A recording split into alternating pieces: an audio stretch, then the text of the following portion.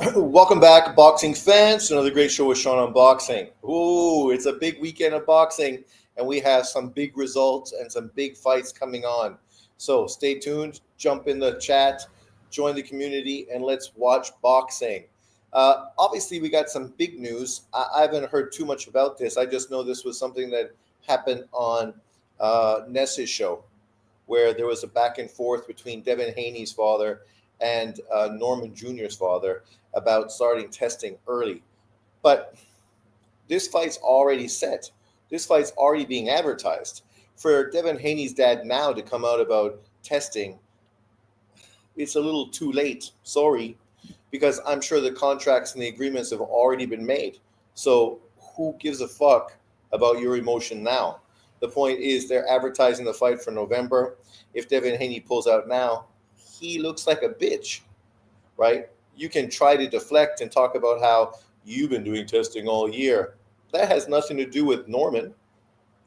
If you wanted testing, you should have done that when you were in the negotiation part of your contract.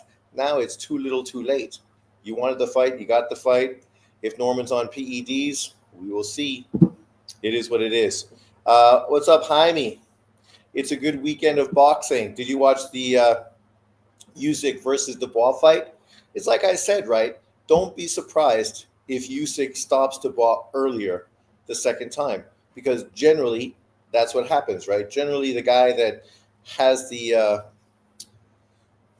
confidence, the plan, stop the guy the first time, usually is able to go out and do it more effectively the second time around, right? Obviously, there's some fighters who do make adjustments and come out the second time to sort of change the situation. But I'm not surprised. I was never in doubt that Usyk was going to win. I know a lot of people were pushing for Dubois, especially a lot of UK guys. Obviously, I can understand that, supporting a UK fighter, hoping that he does something great. But at the end of the day, this is not about what flag a dude waves in the air. It's about who's just the better fighter. And Usyk is easily the better fighter. So this was not a shock or surprise at all. Hard Call says, I'm ready. Asuma, what's up? Yeah, but did you guys watch the Usyk fight? What did you think of his performance? As I said, I didn't see it because it's so early in the morning in Taiwan. I was out last night at Smith and, what is it, Willick? Did you guys ever hear that steakhouse? Smith and Willick? So we went there last night to have some steak and some wine. So I didn't get home until 1 o'clock.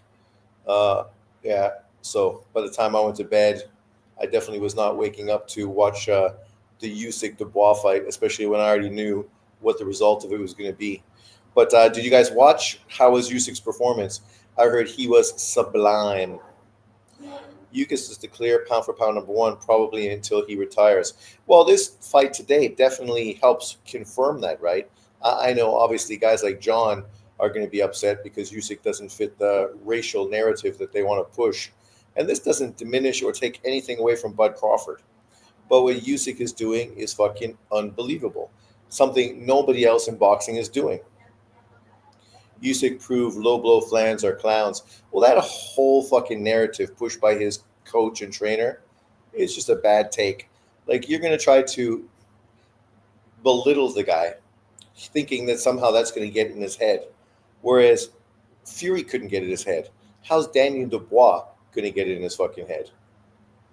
Usyk dominated him. It was a very entertaining fight. Dubois was just trying to land the right hand, should have followed up with the left hook. Man, Joet is beating the hell out of Figueroa, Sean. Really? Did you not expect it?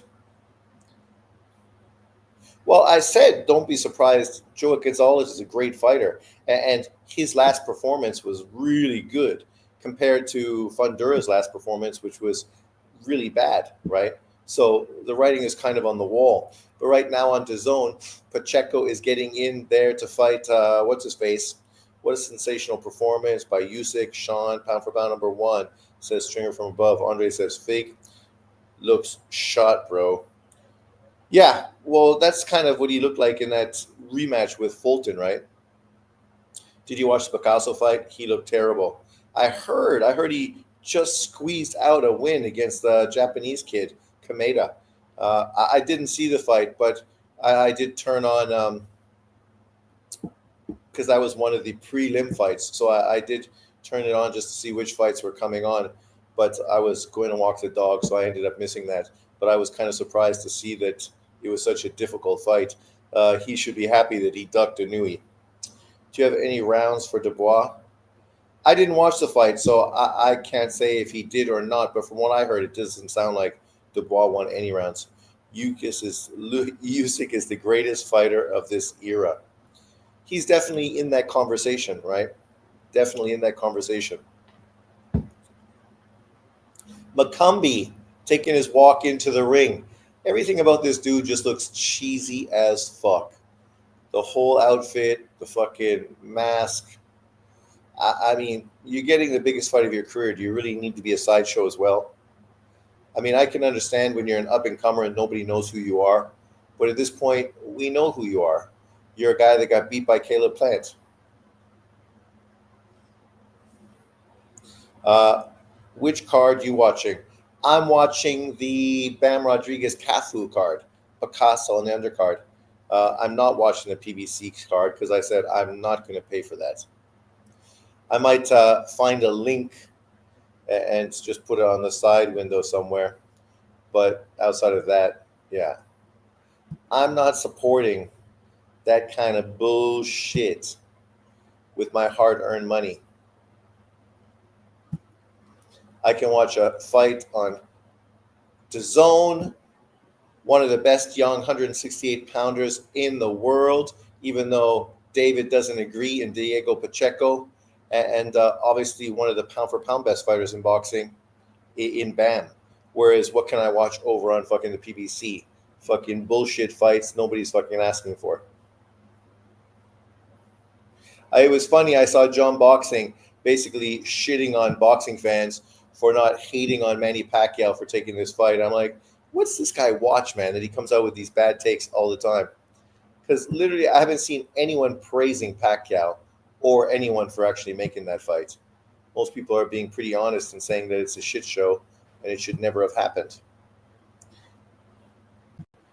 And I haven't even seen too many people actually predicting that Pacquiao is going to win. Most of the people I see are predicting that Pacquiao is going to lose.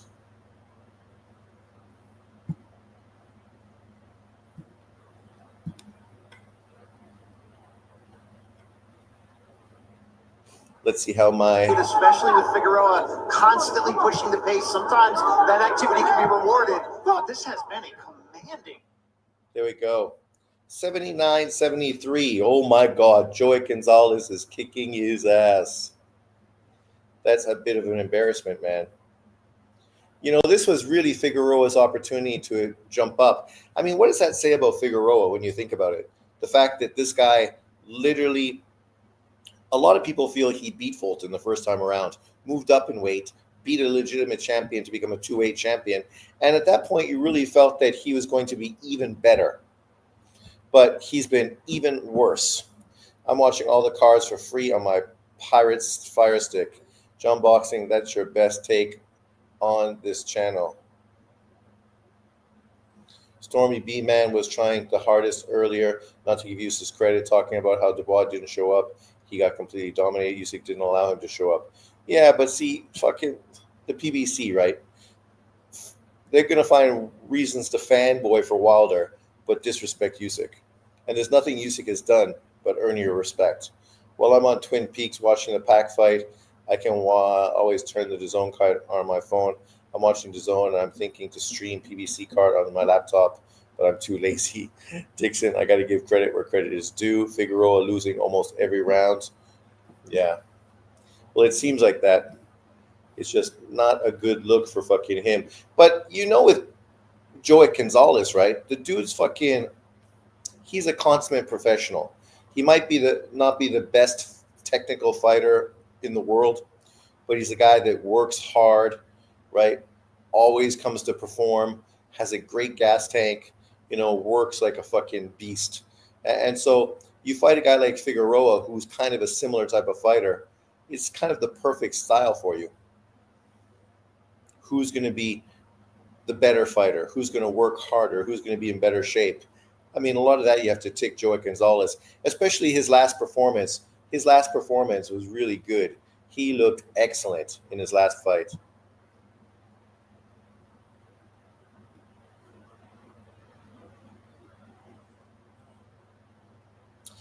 Drunk Irishman's in the house. Drunk Irishman, are you still awake? I saw those beers on your fucking coffee table. I can't imagine that you're fucking still standing up straight. Figueroa's just throwing arm punches, no leverage on his shots. I think Joey Gonzalez is winning, but you never know. The PBC might try to rob him. Plus, neither guy is dominating. This guy making Joey look like a great fighter. Sean Clown's still out here hating on Usyk, shaking my damn head. I mean, I'm not a Usyk fan, but how do you hate on him? Right? Like even today, a guy that's primarily a slick boxer went out there, used his skills and slickness to fucking knock Daniel Dubois the fuck out in 5 rounds, right? He went out there and landed power shots when the opportunities were available to him. He went in there and, showed that he was the better fighter, able to control range with his feet, control the angles, land a great fucking jab, and just land big power shots that eventually fucking were too much for Daniel Dubois, the guy that has looked like a beast. Many people after that Anthony Joshua fight really felt that he was going to literally fucking destroy Usyk. A lot of people. Now, the fight's done and their narrative has to be completely different. But here we go, Pacheco versus Cowboy Dad. I think this fight's going to be over inside fucking 4 rounds. I think Pacheco is going to destroy this fucking guy.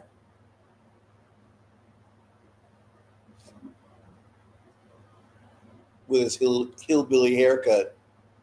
Hillbilly haircut. Round 1. And they're off. Diego Pacheco versus McCumbi.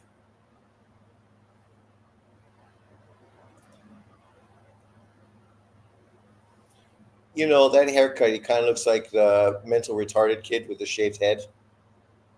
I don't know if that's the right look.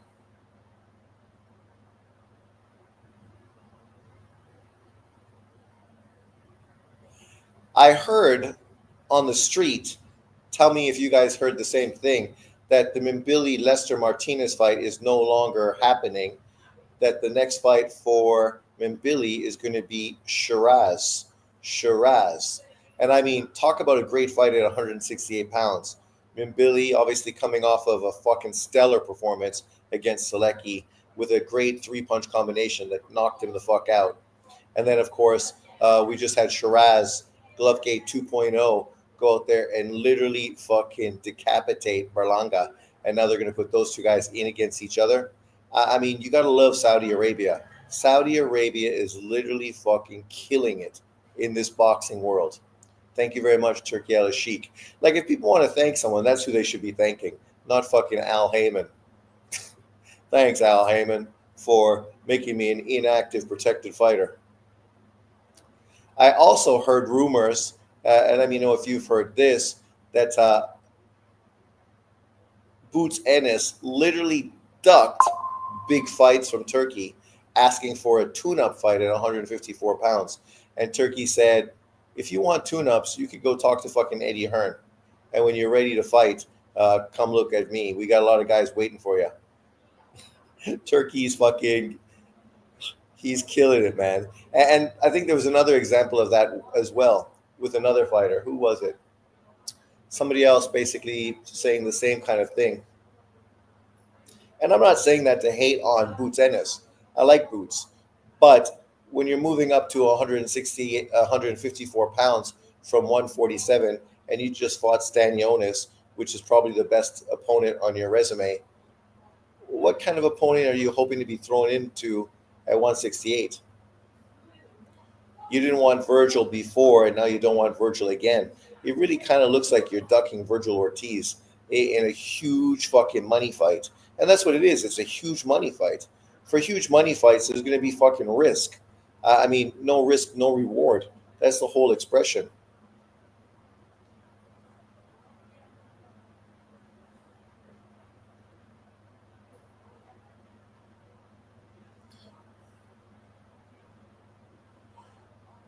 To be fair, McCumbi's kind of explosive when he like jumps in, but he's just straight on, right?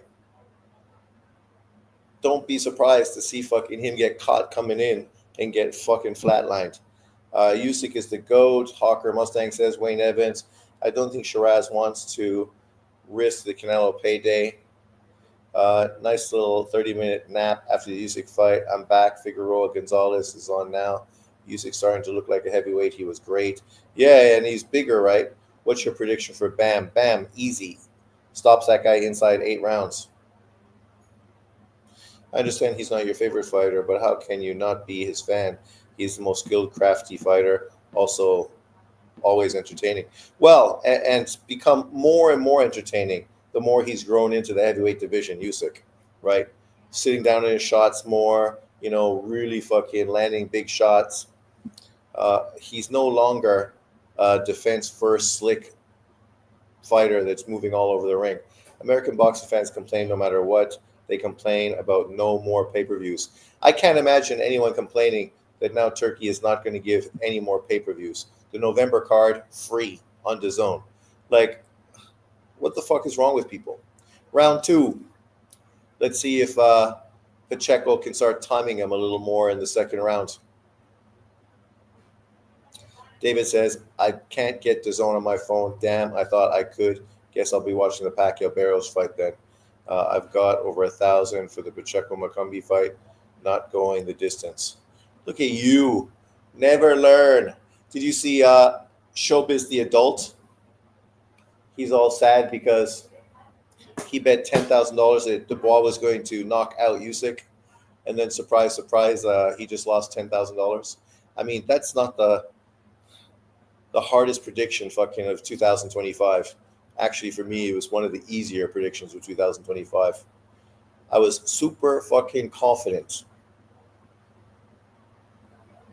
But I still wouldn't put $10,000 on it. I like my money too much. Oh, it's a slick little left hand from McCumbi. He's explosive, eh? He just waits for his opportunity and then explodes in there with a power shot. But you're not going to win rounds fighting like that.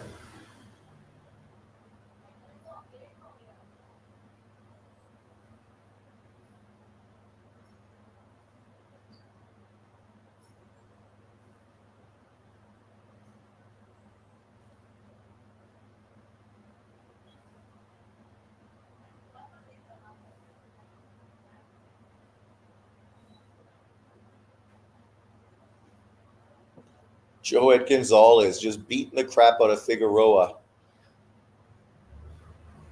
He must have landed at least 100 punches more than Figueroa by this point. Headbutt. That's going to happen when you jump in the way you fucking jump in, buddy. Like, you're jumping in like a crazy man. Sean, am I wrong for believing Joe Parker will be more competitive fight for Usyk than Dubois? No, I think you're totally correct. I think for sure he's going to be more competitive. Come on, that's not his money. It's BUSR's money. That's probably true. Very feel. Vaughn. I very feel. I placed a parlay on Usyk, Fundora, and Barrios. McCumbi is an ambush fighter. Exactly. He really put 10,000 on Dubois. He should be a casual. Hilarious. Pathetic. Lawrence Cole still officiating. Imagine, Lawrence Cole. Isn't he the guy that fucking butchered Lomachenko's first world title fight against Salido by not fucking taking any points away for low blows? That's a nice shot from Pacheco, starting to find his range. Biggest punch landed so far in this fight has been the headbutt. Do you think Dubois ducked Parker by pulling out of that fight? I don't think he ducked him. I think you were offered a bigger fight against Usyk, and it just made more sense to just go directly into that as opposed to take on a risky opponent like Parker. Like I said when that fight was made, wow, fucking Dubois, look at him, fucking taking Joe Parker. Like he don't need to take on Joseph Parker. This is a tough, dangerous fight. I thought that Joseph Parker would beat Daniel Dubois, and I couldn't understand how his team would direct him in that fucking direction. Obviously, you're still going to make big money fighting Parker on Saudi Arabia, but it just seemed like a bad choice. So, oh, like you didn't even have a fucking punch ready to land. Like literally, you punch him on the shoulder and then headbutted him. Thoughts on Okoly's performance? Didn't watch it, but that guy is the most fucking unlikable fighter in boxing today. Fans call everything a duck. Well, nowadays, that's for sure. Everything's a fucking duck for boxing fans.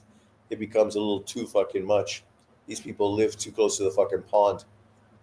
They got duck obsession. Duck obsession. Round 3. Let's see if Pacheco can put some punches together.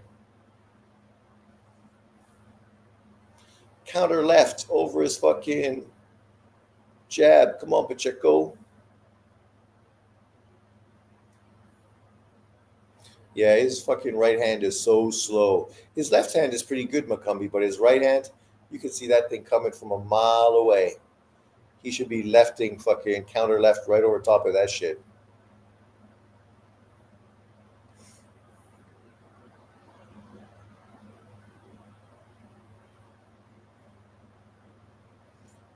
Yeah, more jabs to the body. Spear that fucker.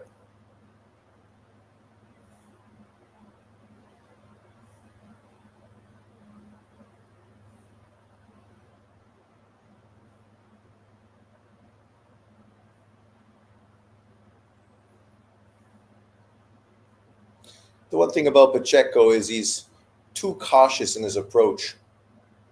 He should be flicking out some jabs, not even trying to land them, but just throwing them out there. And then step in and throw one with a little more, trying to bait him.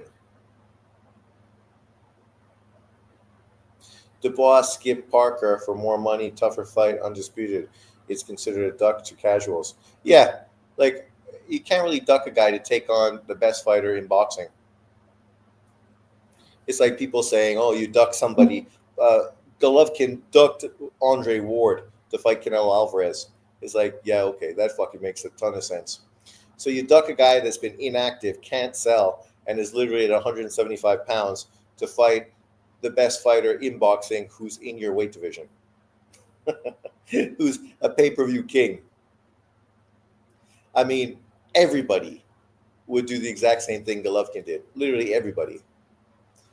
Nobody would have went towards Andre Ward because it was pointless. You're going to make fucking shit cash to fight a guy who's way bigger than you. And if you win, nobody's going to fucking care because the guy's been inactive and he's fucking almost irrelevant. I bet majority of these Andre Ward fans, without looking at BoxRec, can't even tell you his first fight back who it was against after his 2 years of semi-retirement. I can because I watched it. I watched parts of it. I thought he had got a better style now. Joet's face got absolutely destroyed again. How's Pacheco doing? He's winning, but it's a very slow grind so far. Cafu, look at that hat. A true Safar. Man, Safars love fucking Christ. Everybody I work with, man, they're all Christian. Paul Smith, I think. See? There you go. An educated boxing fan. Exactly. Paul Smith. Callum Smith's brother. Bam for sure is going to get the KO. For sure. Nothing against you, Cafu. He ducked him like a coward. I don't care. He should beat Parker to earn Usyk. Well, he was already the IBF champion. You don't need to earn anything. But I do feel Parker definitely deserves the fight with Usyk next. Round 4. This is the round I predicted. Let's see if my man can do something this round. I mean, he's winning the fight, but it's far from exciting so far. Outside of the headbutt, that was the biggest, most exciting thing that happened so far.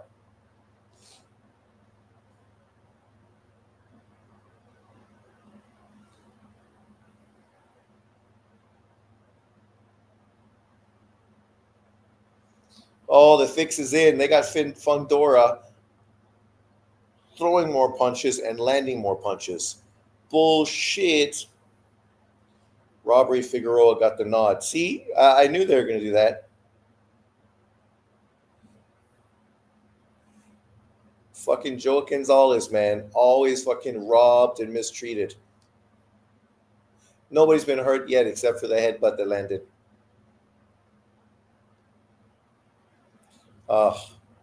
Joe Gonzalez, man. That guy gets fucked constantly.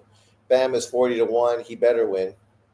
I kind of want Usyk to retire, but it's hard not to want to watch him again after such an incredible performance. PBC back at it again. Of course they are. They fucking probably got like a plan in place to put Figueroa in with another PBC fighter, probably from 130 pounds. Unanimous is insane. Yeah, I mean, who's surprised?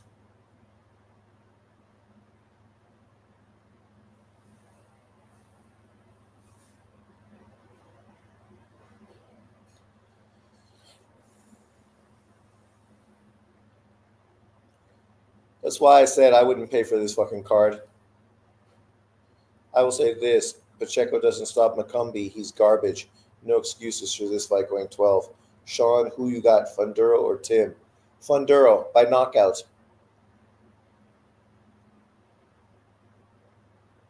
Why are you backing up from his right hand? Counter it. It's slow. And not slow and steady wins the race. Slow fucking horses. Perfect for fucking knockout, fucking counter left hand. Problem is, McCumbi is such a boring fighter, right? Like, literally, he's not a boxer mover, but he definitely stays on the outside. Doesn't throw much punches to counter. There you go. Nice combination from Pacheco. There you go, Pacheco. You almost had him. You almost had my dreams come true. Usyk is ATG. Yes, he is, Nick.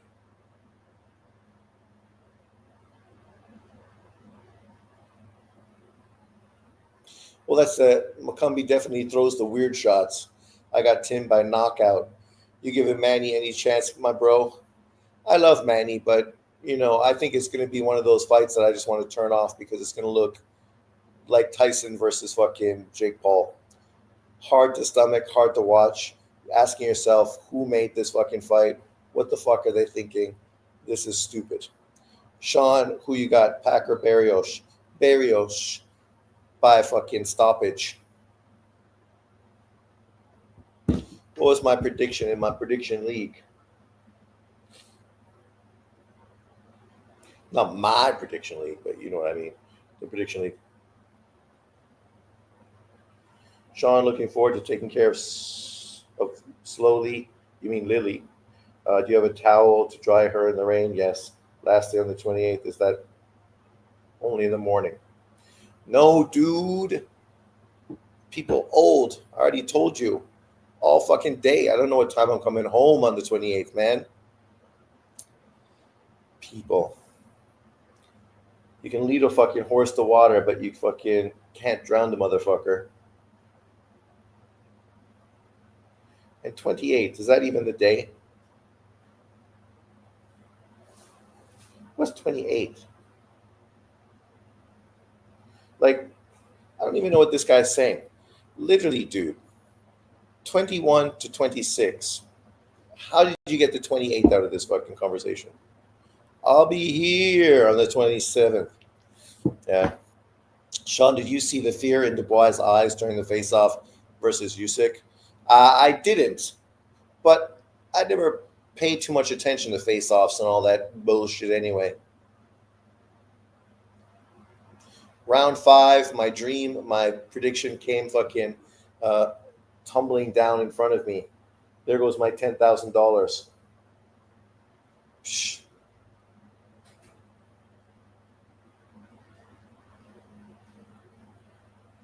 Where's my prediction? Usyk by 9th round KO. Akoli 10th, Lappin majority decision. Barrios, I got split decision. I'm so nice. Fundora 7th round TKO. Cruz 9th round. Uh, Figueroa split decision. Russell split decision. Picasso split decision. Pacquiao 10th round decision. Bam 5th round decision. Pacheco 3rd. Ammo 4th. I predicted a lot of knockouts and fucking none of that shit happened. No knockouts are landing. Yeah.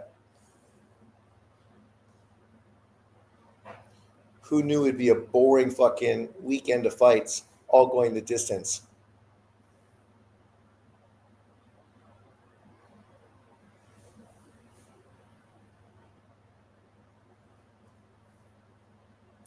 If Pacheco doesn't stop McCumbi, my God, I'm done betting on boxing. McCumbi is garbage. Pacheco is boring.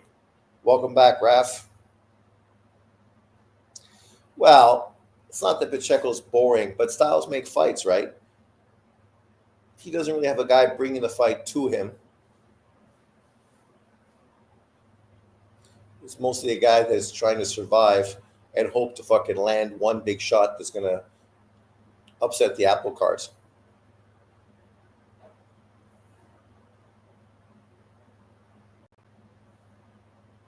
But it's definitely not a fun fight to watch so far.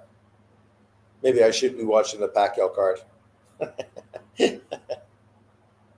Usyk is a beast, Sean. He is a beast. The beast from the fucking east. Alexander Usyk. Oh, I do have a coffee. What happened to me? Come here, coffee. Don't get too cold.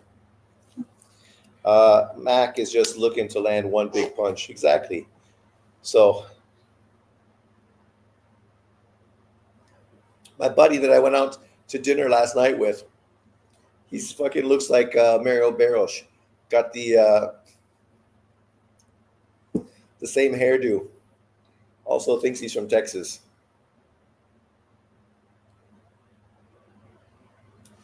Dude, this dude has no chin, was knocked out by Plant. What the fuck? Yeah, but Plant didn't knock him out fucking in the first 5 rounds, so calm down. I put TV in the garden for barbecue for Usyk fight. It was romantic. Cruz is next. Let's get it on. Your boy is too good.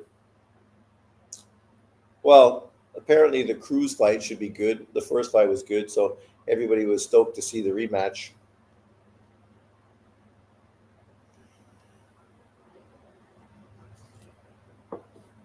Sean, is this fight tickling your toes? Not at all. So far, it's been pretty boring. Diego is definitely lackluster. But that's the same kind of problem he had with Nelson. But at least Nelson seemed a little more dangerous. This guy doesn't really seem dangerous. Plant actually stopped McCumbi off accumulations and body shots. Cruz replacement is still decent at least. Does Cruz have a replacement opponent? What's going on with all these dudes pulling out of fights? Pacheco fight is making me even more sleepy than what I am. Shh. Don't worry. I expect exciting knockouts coming sometime soon. Within the next 2 rounds. I thought this was going to be a war. Yeah, definitely not a war.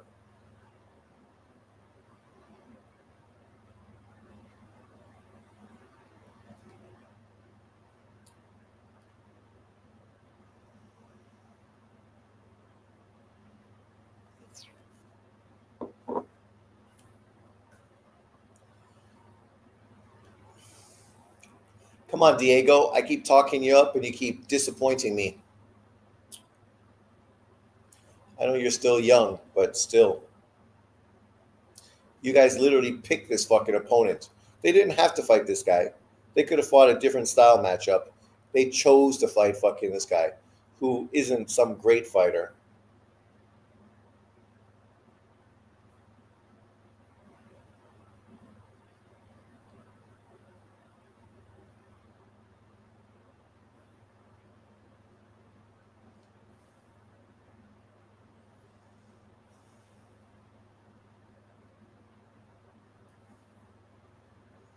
McCumbi. He's fighting like fucking Amanda Serrano. Sean Jewett and Fig had a decent scrap. Yeah, it's just unfortunate Jewett got robbed again. I'm actually catching myself falling asleep, laugh out loud. McCumbi is awkward and powerful. Yeah, well, that's the thing, right? Those awkward, explosive type of fighters.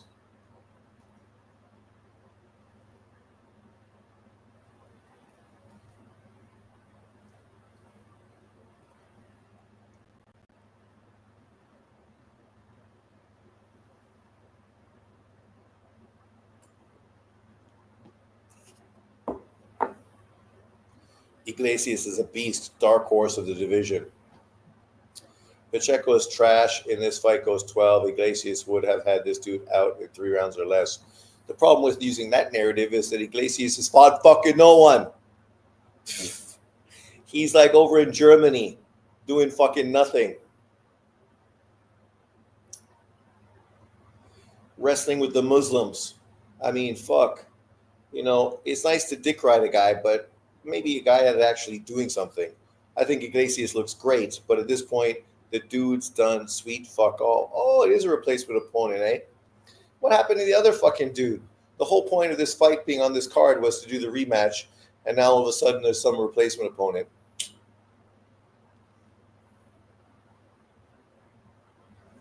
McCumbi would destroy Berlanga. I don't know about that. Iglesias is signed to H Money Promotions. H Money. Like that guy fucking has a clue. Clueless. That should be the name of his promotional company.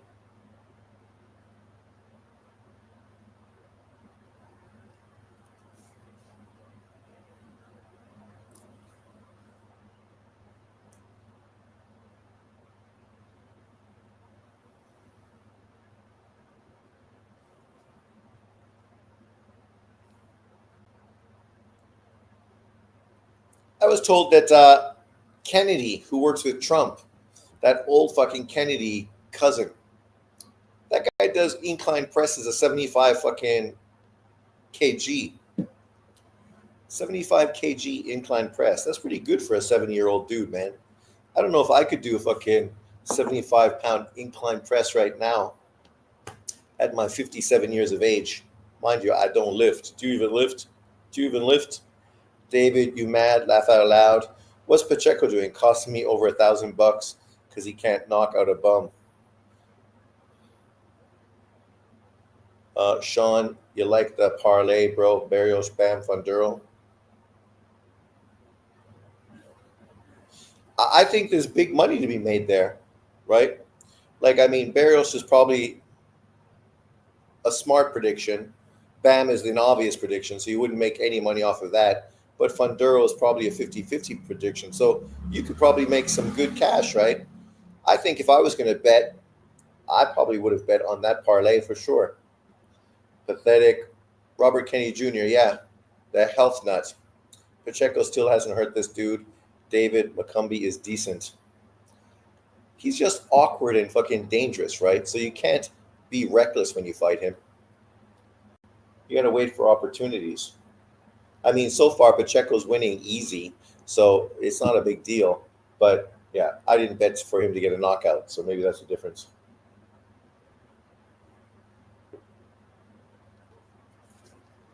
But to be fair, David, as much as you hate on him, I'm surprised you put $1,000 on him.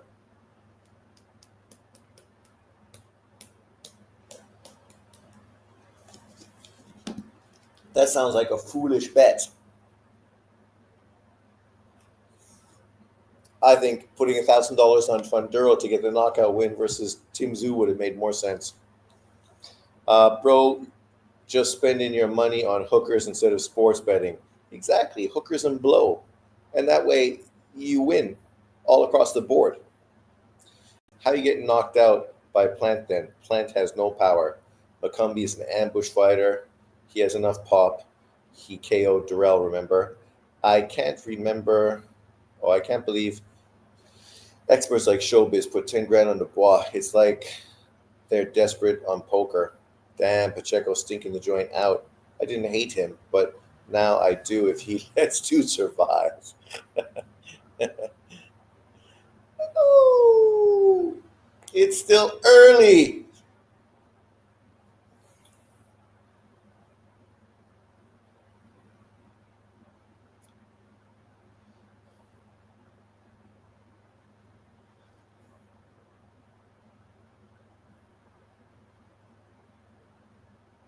Gambling is better high. Is a better high than hookers. Yeah, Jay, you missed the whole point of fucking hookers. Hookers and blow. If you're gonna fucking spend that money, you might as well get hookers and blow. That's a way better fucking high. Hookers and blow all day. You don't even need to leave your house. The fucking hookers bring the blow. It's a win-win, man. McCumbi not world class, but he's not bad. Raf, at least Usyk gave us a great performance, though. That's true. Usyk fucking showed up. Surprised all those UK fucking sports fans. How are you going the distance with a guy who got knocked out by a dude who we just witnessed lose to a journeyman? That's a lot of ifs and buts.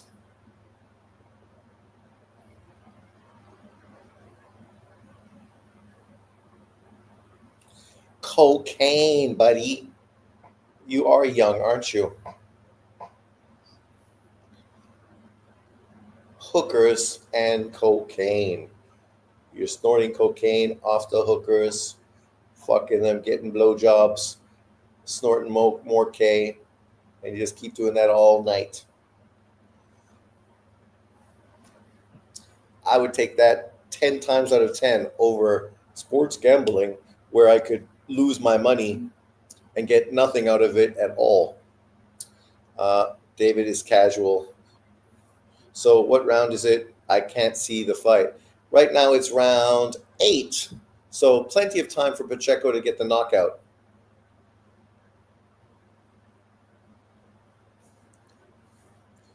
Yes, I think that uppercut, David, that's the punch, man. And always I said the counter left. I don't think he really got much room for a straight right hand, but uppercut and a fucking counter left. I also think Pacheco should have went to the body more than he has, just to stop that guy from fucking moving around so much. Sean, am I wrong for saying Usyk heavyweight run is more significant than Mike Tyson? Definitely more significant. Definitely more significant.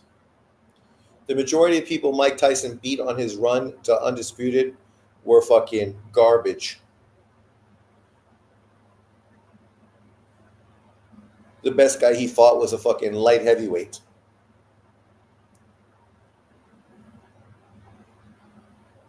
Why are you holding after you throw that right, Diego?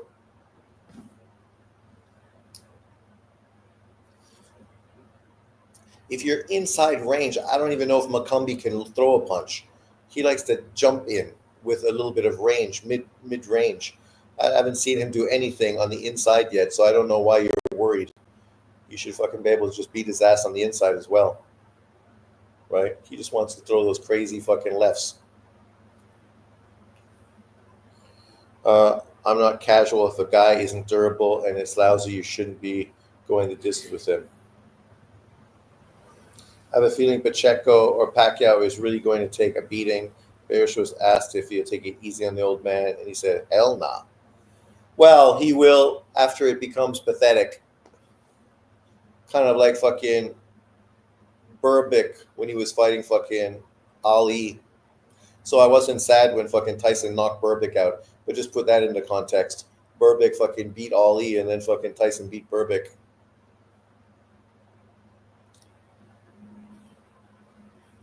How karma fucking comes around full circle.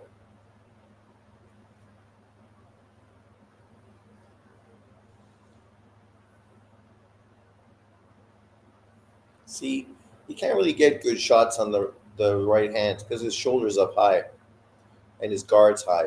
It's the left side that's open. Anyone else bought tickets for Canelo Bud? No. Burbick tried to knock the shit out of Ali. It was Holmes who took it easy.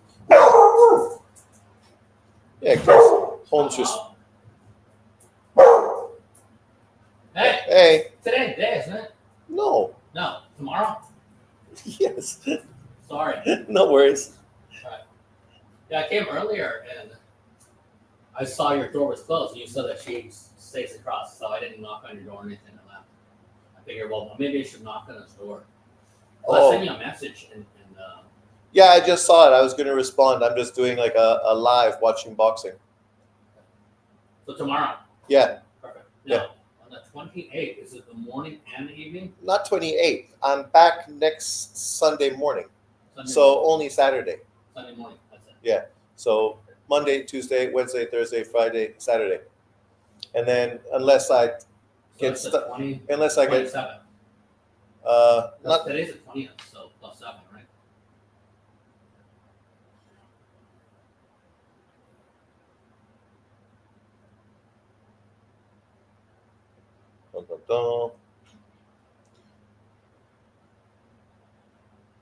well, 26, right? Okay, so 27th is the when I'm back. Okay, so 26 morning And night. and 9. Yeah. Okay. And then I should be back, Saturday night, Sunday morning. Like I'm flying in 26 late, and then by the time I get from the airport back to Taiwan. So, like I said, send you a message if I get stuck or something for the 27th. Yeah, just see your message. Yeah. So, I'll put this in.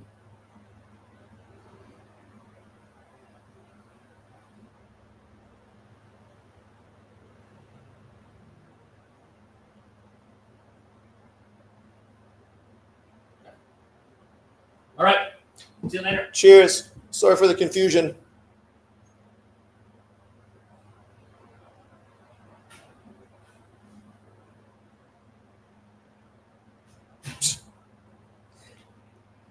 People can just walk into your house in Taiwan. What do you mean? Isn't that the same as the States? People just walk into your house? Psh, whatever, Jay. No, I'm going to Thailand tomorrow, so he's going to babysit my dog for the week. So this fight is going the distance. Maybe it's still around 9. Still time. Pacheco giving me morale vibes, kind of, right? Morale is better. Cruz saved us from Pacheco. Well, you got the Cruz fight going on now against Sequeta. That should be a more fun fight. Oh, look. Pacheco's bringing it to him, and McCumbi's whining and crying like a biatch. Raf, pay up. Raf, what are you paying up on? Sean, you're hanging out with Dante in Thailand? For sure. Me and Dante. We're going to do a live. Black and white. Black meets white in Thailand. It's going into round 10 next. No, I'm going to a different part. He lives up north towards, what do you call it? Koh Chang, not Koh Chang, what the fuck? I can't even remember what up north is called. I'm going to Phuket, which is the island on the west coast. Check the Adam's apples and broad shoulders on your trip, Sean. You don't need to tell me. I've lived in Asia for a long time. I would never fucking mistakenly fall into that ploy. And the part of the place I'm going, the beach, is more family friendly, not like hookers and blow and ladyboys. Finally going to visit ladyboys. I've been to Thailand probably fucking 8 times, and Philippines probably 10 times. So if I wanted to visit ladyboys, I've had 18 opportunities. So that's definitely not something that I couldn't have done at another point of my life. But no, we're going. My friend's family is there right now, so it's mostly like a family type of place. Big hotels on the beach, not so fucking dirty Thailand type of vendors and stalls and hookers and shit. But I am curious to see what the marijuana situation is going to be, because apparently weed's legal now and it's fucking everywhere, which is probably the best thing they could have done, especially after COVID, right? You want to bring tourists back and make money that you lost in the economy. That's the way to do it. I just want a dude to bring me a tray with like 4 or 5 different weeds and then fucking tell me what's different about them and then sample a little of everything. Ooh, exciting. What makes me want to puke too is he's got 12 rounds to get this done. Well, after this round, he's only got 2. But at least the fight's heating up a little bit now, finally, after round 9.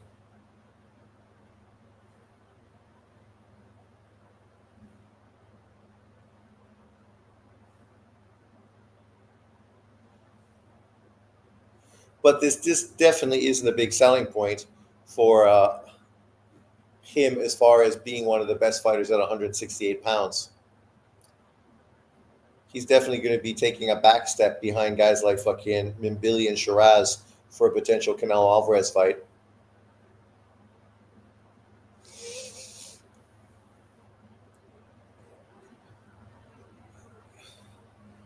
Problem is he's trying to be too perfect. And being too perfect means all you're doing is taking a lot of fucking pictures. All hail the mighty CCD, Machado, Bam, Duck, and Junto. Remember, you said Cafu was going to win.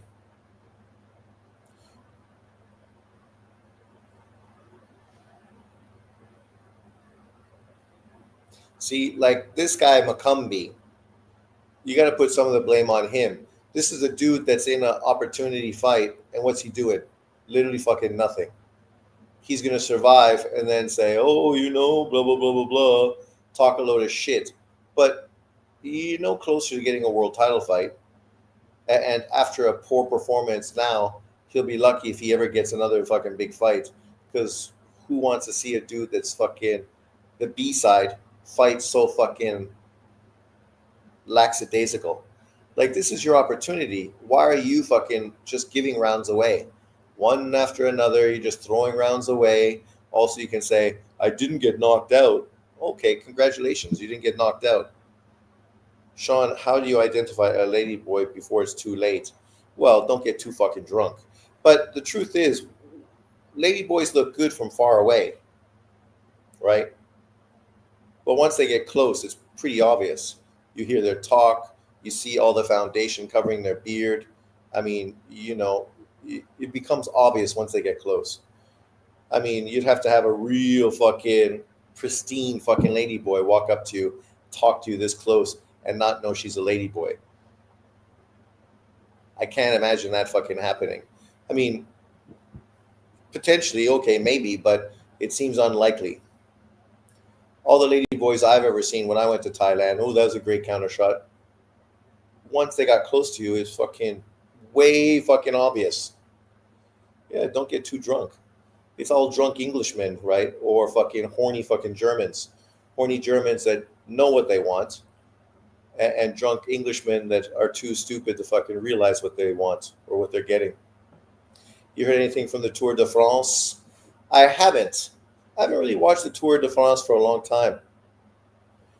Tinder, right? That'll do you.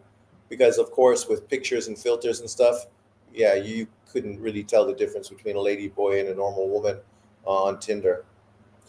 We played a fun game, me, my sister, and my coworker when we were in Thailand last time before COVID. If you're on Tinder, you can scroll through, and there's like so many girls in Thailand on Tinder, it never fucking ends. Literally never ends. And we would say, is it a lady boy or not? So you're scrolling through trying to pick out the lady boys. So when you go to Thailand, there's a fun drinking game for you.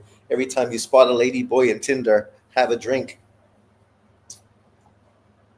Maybe if I was drunk, I'd get a handy from one of them. Well, my friend got a blowjob from one because they were too drunk. They wanted to pick up a chick. They picked up this fucking girl and brought her back, did paper, scissors, stones to fucking find out who's going to get blown first.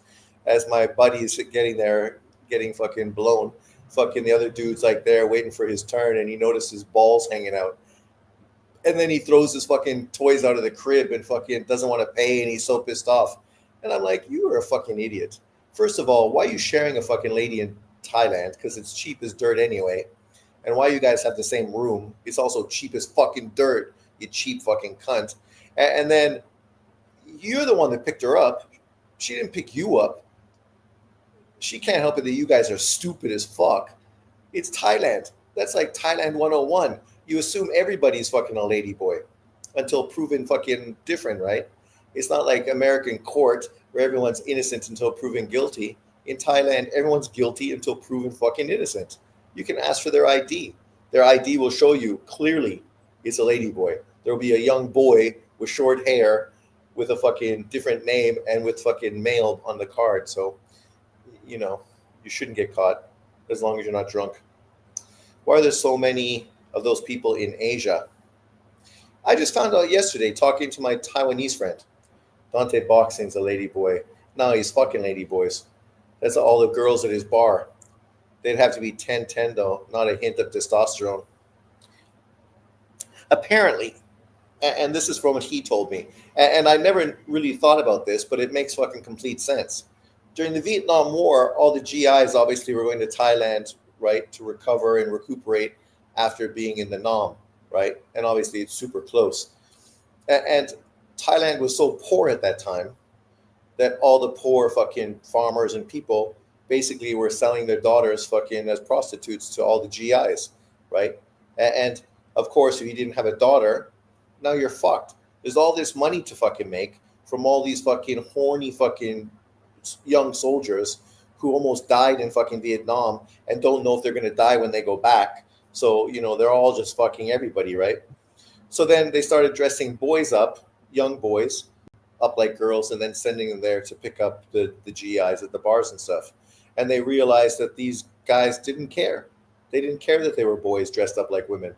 So then it sort of became a subculture, and obviously it is what it is today, which is obviously becoming fucking a global thing and the biggest talking point of American politics for some reason. I don't know.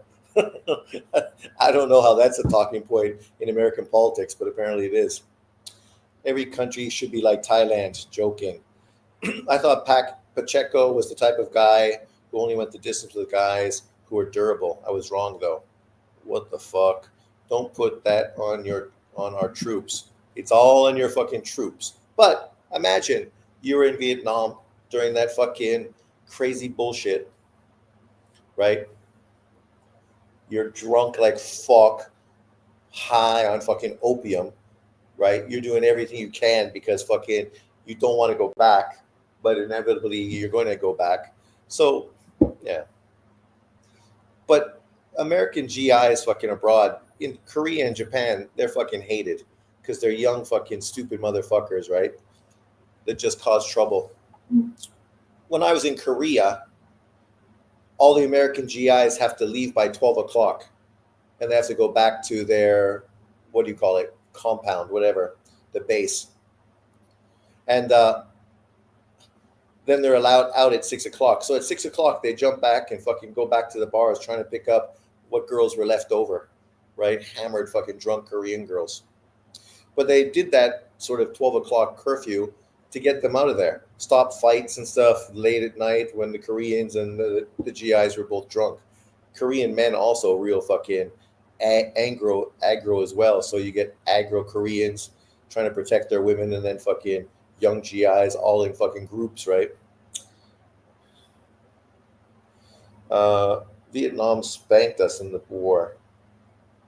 You are protesting the PBC card. I'm not protesting. It's on the side right here. Did this fight end? Not yet, but almost. Oh, McCumbi landed a shot, but mostly just an off-balance shot, it looks like. McCumbi thinks he's Julio Cesar Chavez Jr. Did you explain the origins of ladyboys? I did. Sean is a passport bro, prevalent in Taiwan. Well, I wouldn't call myself a passport bro, but I guess you could use that label. But I've been here for 23 years. I have a Taiwanese residential card. Oh, nice shots. How come you didn't land those punches earlier, Pacheco? All that fight, and that was the best fucking 4-punch combination I've seen the whole fight. This has definitely been a disappointing performance from Pacheco. And McCumbi, I don't even know what this guy fucking could say after this fight. I was robbed. The headbutt. I won the fight. I've been pressuring all night.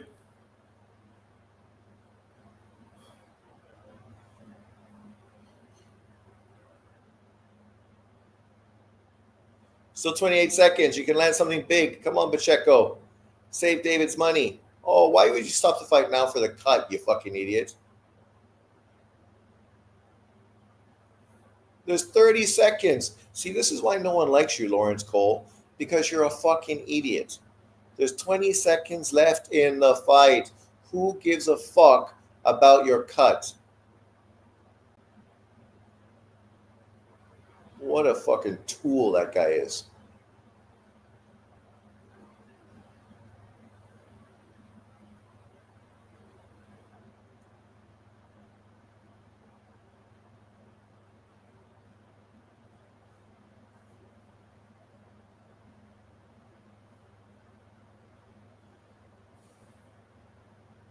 It's ironic. I'm pretty sure I left on the thing when we talked about what days I'm going away. Lawrence Cole is incompetent. Yes, he is.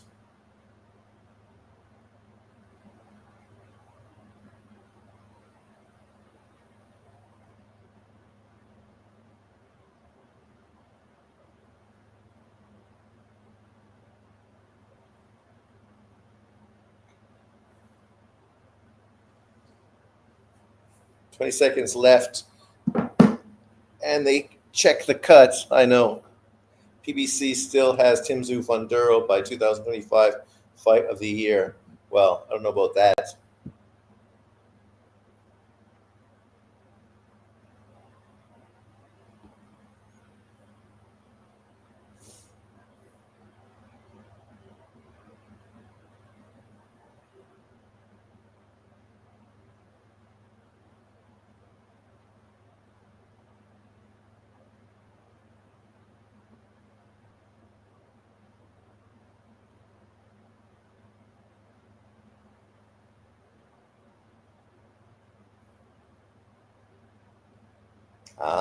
I did say 20 to 28.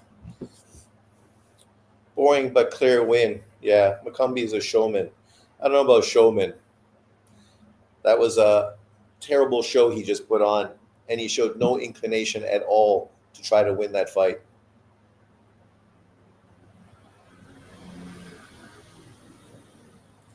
Now we got fucking Isaac Cruz. Woo! Yeah, I can't believe you people paid to go to that card, but okay. Pacheco is a fraud. What is the best fight for Pacheco? Well, you got to put him in with one of those top guys, right? Whether it's Shiraz, Billy, fucking Iglesias, fucking maybe a Munguia.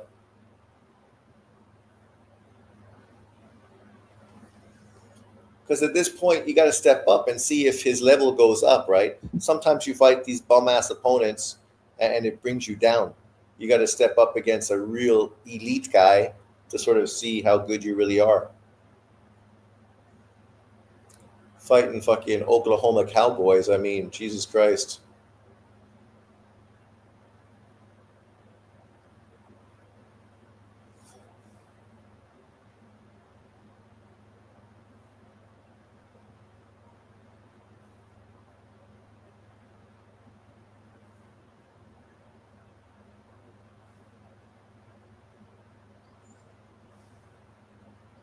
Fucking look at him. I'm still ready to fight. Well, you didn't fight the whole fight, so I don't know if you're ready to fight or not. Let's see Pacheco Munguia. I think that's a good fight. The man had a mediocre performance. Now he's a fraud. I started doubting Pacheco when he couldn't finish the janitor from Bomax camp. How did the fight go? I missed the Pacheco fight. It was pretty boring.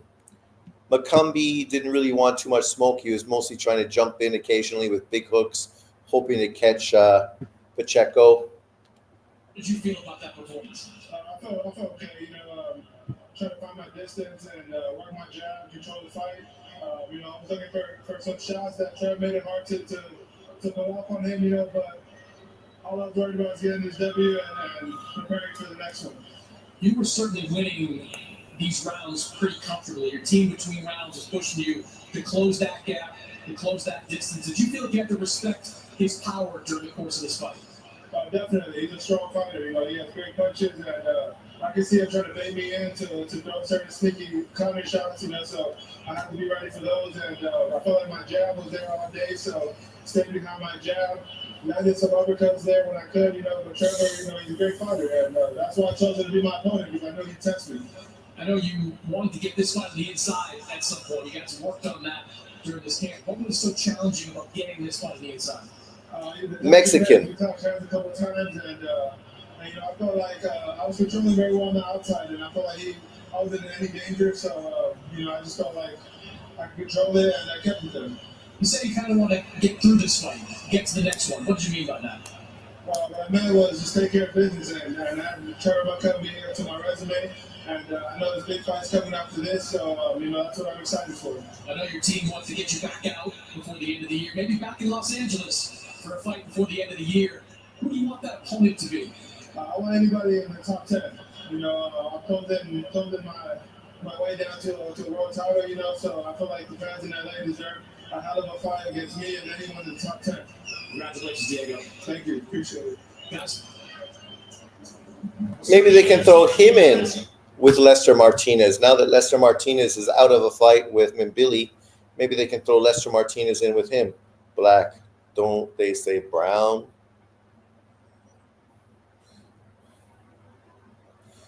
So what's going on with the Cruz fight? I just saw him land a big right hand. Well, at least we got Bam next, and I expect Bam to fucking, perform the way he should.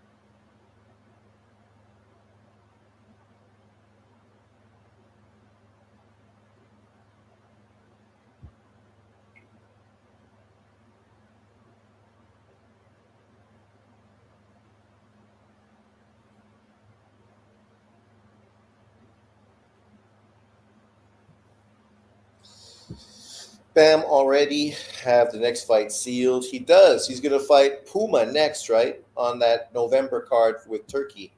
I'm glad Coppinger not on this broadcast.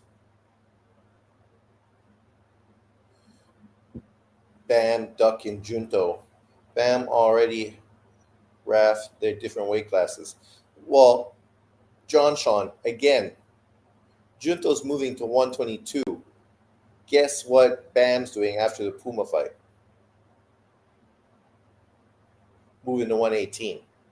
Every time Junto's in a division, Bam avoids that division. He jumped over 112 to move to 115. Junto moved to 115. He moved down to 112. Junto moved to 118. He moved to 115. Junto moves to 122. He's moving to 118. Bam has fucking went out of his way to not be in the same weight class as Junto Nakatani for his whole fucking career. Bam and Junto would be fire. Plus Junto going after the monster.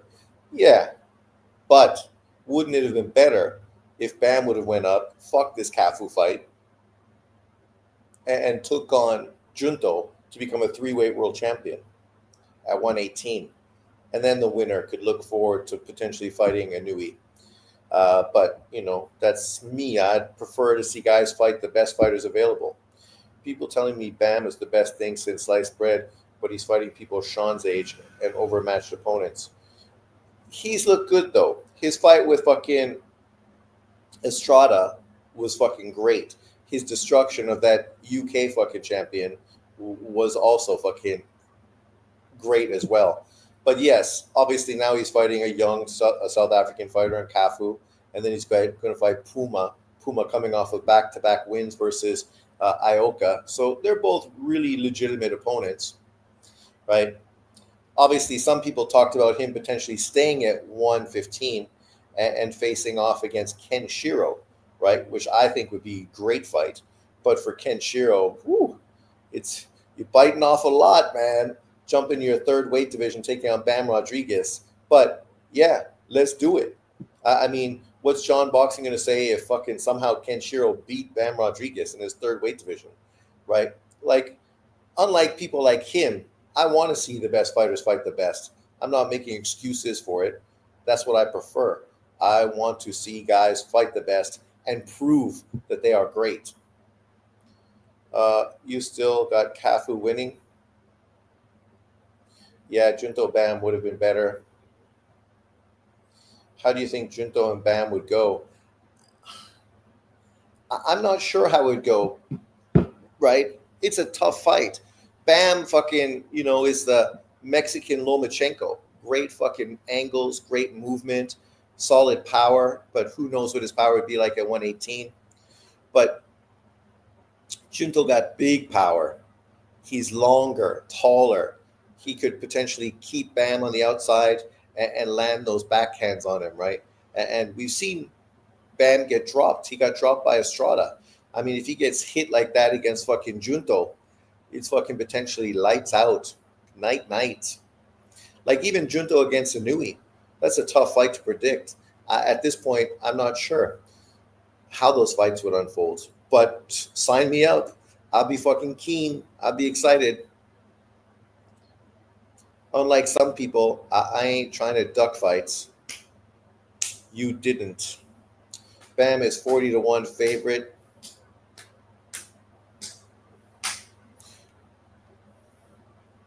So what do you guys think about the Cruz fight and Sequedo? Why does Cruz look kind of chubby and fat? Maybe it's that fucking perm hairstyle. What's he doing? Now he's got too much money. He's walking around with a fucking perm. Cringe. Oh, Usyk. Fucking Dubois.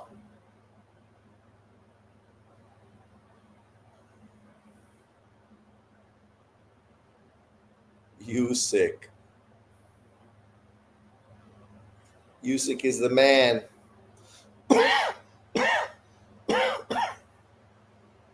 Well, you could disagree. That's okay. I just say there's a lot of similarity stylistically between them. Just like I say, Riyado Tatsumi is the Japanese Lomachenko.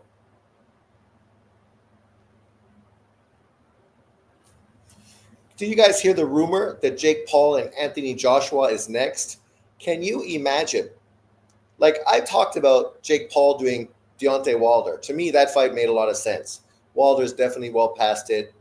Dude's got no fucking legs, but he's still got huge name recognition, especially in the U.S., right? More name recognition in the U.S. than obviously AJ does. And he definitely looks well past his best, more so than AJ. But AJ, Jake Paul, I can't imagine fucking that fight being made. It's ridiculous. There's no way in fucking hell Jake Paul is going to beat fucking Anthony Joshua. Chances are Jake Paul's going to get knocked the fuck out. Usyk looked phenomenal today. He did. Ain't nobody beating Usyk at heavyweight. He should retire. But why not let him fight a few more times? Right? I'd love to see him fucking fight Parker. I'd love to see him fight, what's his face, Ajit Kabiao. Two fighters that definitely deserve opportunities. Rioto fights more in a straight line. That's true.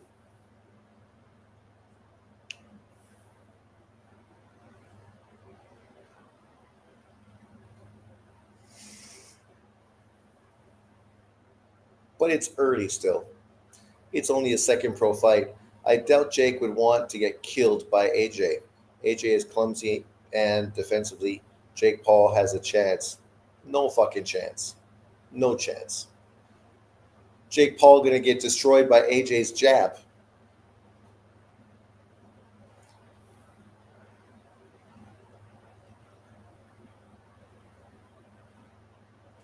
Of course you say that, Victor. At this point, you have to put fucking Usyk in the top 10 pound for pound.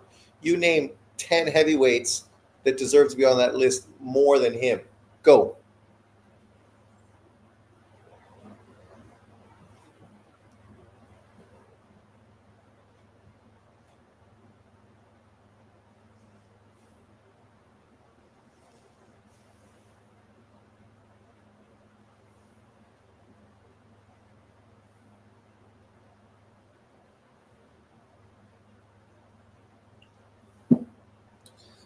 I think potentially he's top 5.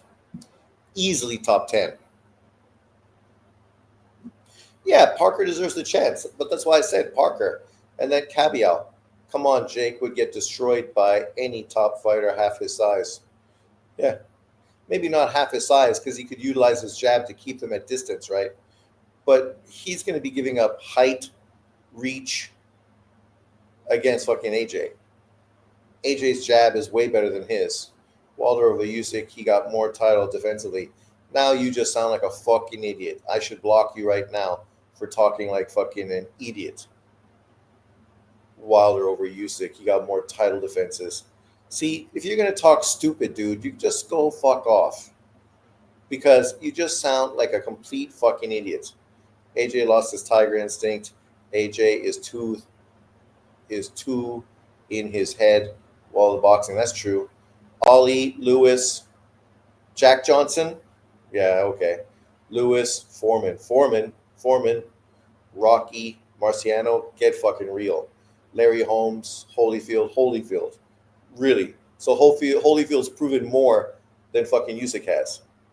Frazier. Like, come on, dude. You just show you don't know anything about boxing history as well. You're using most current fucking guys. Frazier and Foreman fucking got beat fucking tons of times. Fucking Holmes, yes. Joe Louis, yes. Ali, yes. Mike Tyson, no. Mike Tyson's run as a heavyweight is right now less impressive than fucking Usyk. Both became undisputed. Difference is fucking Usyk never got knocked the fuck out and lost to bum-ass opponents. And Usyk also was an undisputed fucking cruiserweight, just like Holyfield. But not like Holyfield. He's done way fucking better. He didn't get beat by the big guys that he stepped up to face, like Lewis and fucking Riddick Bowe. He fucking beat the big guys he stepped up and fought multiple times. Like, and Marciano. Come on, Marciano's resume is not as good as fucking Usyk's. Jake Paul still ducking, better BF. Why not fight him? First troll in the chat so far. That's true. Vladimir Vitali. I have the older brother on the list as well. Not the younger brother. Shout out to Usyk for dismantling the bullshit race narrative that blacks are superior in boxing. John's probably losing his mind right now. Yeah, but he'll still come up with a narrative. I'd take Vitali over Usyk. He's not as good as Usyk. He's bigger and physically more of a thing, but his footwork, everything else, it's not even fucking close to Usyk. Wilder over Usyk is actually delusional. That is how some Southpaw 773 intelligence there, right there. Yeah, but that's what you expect. People talking out their ass. He don't even believe what he's saying. Victor J, you don't know boxing. Holyfield, 4-time heavyweight champion. Go look at the names he beat. Yeah. Also, he got beat. That's why he became a 4-time heavyweight champion. Usyk is a 2-time undisputed champion. Never got beat. And Usyk's run at cruiserweight far better than Holyfield's. So far, his run at heavyweight far better than Holyfield's. Waldo, lay the pipe down, buddy. Wilder was fun to watch, but his run ain't close to Usyk.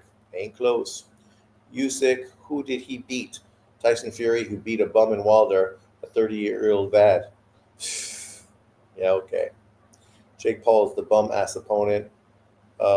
Tell him, John Sean. I hate when guys try to compare 225 Usyk to Jack Johnson. Preposterous. Yeah. No, it's crazy. There's no fucking chance that fucking Jack Johnson would even fucking be in the ring with fucking Usyk. Wilder versus Paul is actually a great fight. Yeah, that's the fight I thought would be good. Makes tons of sense. And for Deontay Wilder, huge money. And it's a fucking winnable fight, right? And people love to see him knock out fucking Jake Paul. So it's a win-win-win, right? And you win that fight, not only are you fucking filthy rich now, but you're kind of seen as a god in America because you fucking beat Jake Paul and humiliated him, right? And more than that, now you're in position to potentially get a big fight with a Usyk or an AJ, right? Jack Johnson from the put up your Dukes here of boxing. That's a huge generational gap. Huge. Dominant during his time, but not dominant now. Foreman, Mercer, Holmes, Tyson, Bowe, Moore. I mean, come on. What? Foreman was fucking 50 years old. Mercer never was a world champion. Larry Holmes was fucking 40 years old. Mike Tyson was fucking shot, done, dusted, had spent years in jail, had already been knocked out by Buster Douglas. Riddick Bowe, he never beat Riddick Bowe. And Michael Moore was a fucking light heavyweight. I mean, come on. Holyfield beats James Tillis, who beats Dubois all day. Okay. You can talk out your ass all you want. I like Riddick Bowe boxing style. Riddick Bowe was great. But nobody that watched those fights felt that Holyfield beat Riddick Bowe in any of the fights that they had. And we saw Riddick Bowe get beat by Gallardo twice. So you want to use that triangle theory, I can use it too. Wilder sleeps him. Good, but that's why it makes sense. Nobody would mind Wilder knocking out Jake Paul. People would love it. Yes, Holyfield did beat Bowe. Victor, did you even watch the fight live? I didn't say he didn't beat him. I said nobody thinks that he actually won that fight. And he did not have a fucking draw against Lewis. Riddick Bowe got the nasty duck in boxing history. He does. Bowe wasn't some fighter versus Galata. Now you're making excuses. Machado Waldo on some bullshit using Wilder to slander Usyk. I mean, I don't know how you fucking even use Wilder's name in conjunction to Usyk. Wilder's best win was Bermain fucking Stavern and his second best win was fucking 54-year-old fucking Luis Ortiz.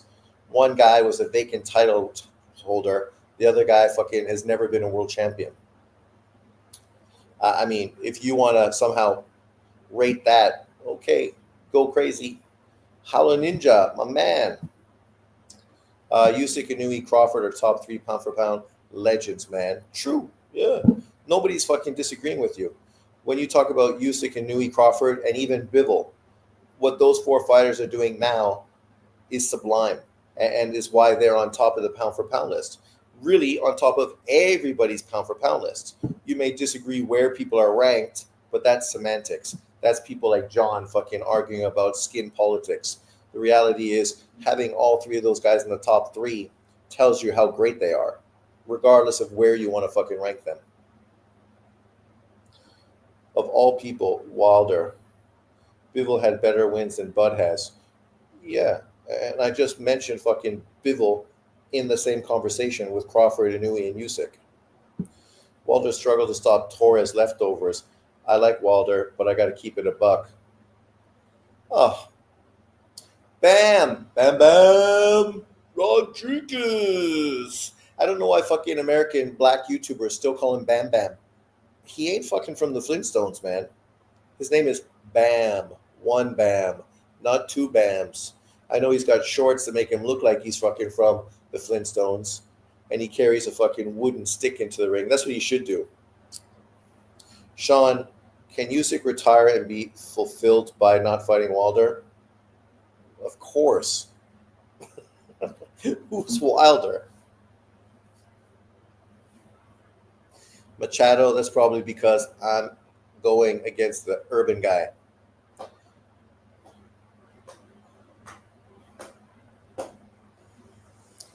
You know, when I look at Bam, I think there's a little bit of sugar in his gas tank. I don't say that to hate on him. I just think there's a little sugar in his gas tank. I know he lives with his wife and kid, and he never leaves them alone. But, yeah. When you look at this guy, you would never know he's such a great boxer. Bam, call out Junto. That ain't going to happen. That dude don't want that smoke. David Diamante. We ask everyone who is able to please rise and remove your hats as we honor both champions with their respective national anthems. Oh shit, we don't need to listen to that shit. Coming from somebody vacationing in Thailand. What do you mean? You don't have to have sugar in your tank to go on vacation in Thailand. Everybody goes on vacation in Thailand if you live in Asia. It's fucking got great beaches, great food. It's not as affordable as it once was, but it's still affordable. My plane ticket and my hotel for Monday to Saturday cost me about $1,400. That's including breakfast. So literally after that, what am I eating? 1 meal a day and that's lots of booze. So I'm not even going to spend much money outside of the money I spent to go there. And literally I'm getting picked up from my door, drove to the airport, which is pretty far away, an hour and a half, and then jump on my plane, go to Phuket, get picked up at the airport, dropped off in my hotel. So it's easy traveling. It's Bam's haircut, Sean. Laugh out loud. You didn't get the joke. I got the joke. Lady boys. Alonzo said he went to Thailand, rode elephants. Or elephants rode Alonzo. Yeah, if you go north of Bangkok, you can go to elephant sanctuaries where, you know, they use tourism to help pay for the elephants. They're elephants that used to be used in the logging industry, right? So now they sort of are retired. So you can go there, wash them, feed them, help support these retired elephants. So it's nice. And of course, you get tons of pictures and stuff. 1,400, how much in American currency? That's American currency.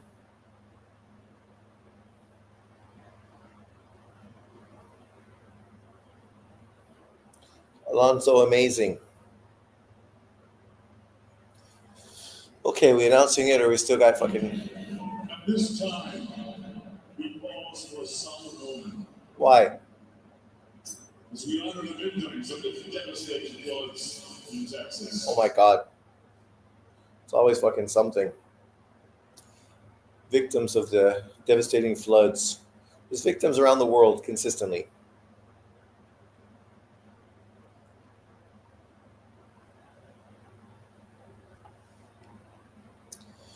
So, what's Cruz going to do now?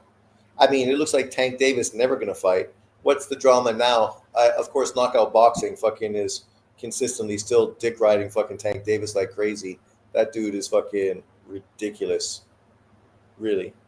But, like, it looks like Tank Davis is fucking ducking the rematch with fucking Lamont. Is that fight ever going to happen? Like, this is the problem with the PBC. Remember when the first fight was going to happen? First of all, it's not a fight anybody wanted. It was supposed to happen in October, and then November, and then December, and then January, and then February. I think it happened in February, right? Or March. And now, of course, it's supposed to happen in August, and now September, and then it'll be October. Look forward to the fucking Tank Davis Lamont Roach fight happening in fucking November, right? Put it on the same day as the fucking Saudi card and charge fucking $85 pay-per-view for it. And then have all these stupid American fucking YouTubers talking about how, you know, why would you want to fucking pay the Saudi card? Why would you want to watch free on DAZN when you could spend $85 to watch pay-per-view from the PBC? When is this dude Bam going to fight Junto? Never. I'm scared to find out what KO Boxing 8-6 would do for Tank in private. Man, like, the problem with dudes like him is, what are you going to do when fucking Tank Davis retires? Which could be this year. Like, literally, at that point, what's your channel based on? Right? You're the fighter you made every single video on.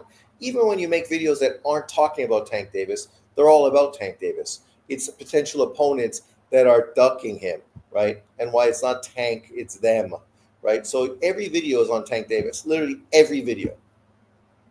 You got Tszyu winning. Good luck with that one. Is Pac-Man after this fight? I don't know. Was Cruz like the third fight on the card?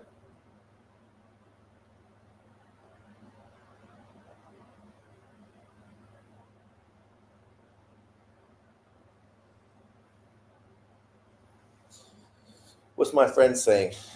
We've done it before. Just weird how there's so many names up and you have to search for ages for yours. Thailand. Yeah.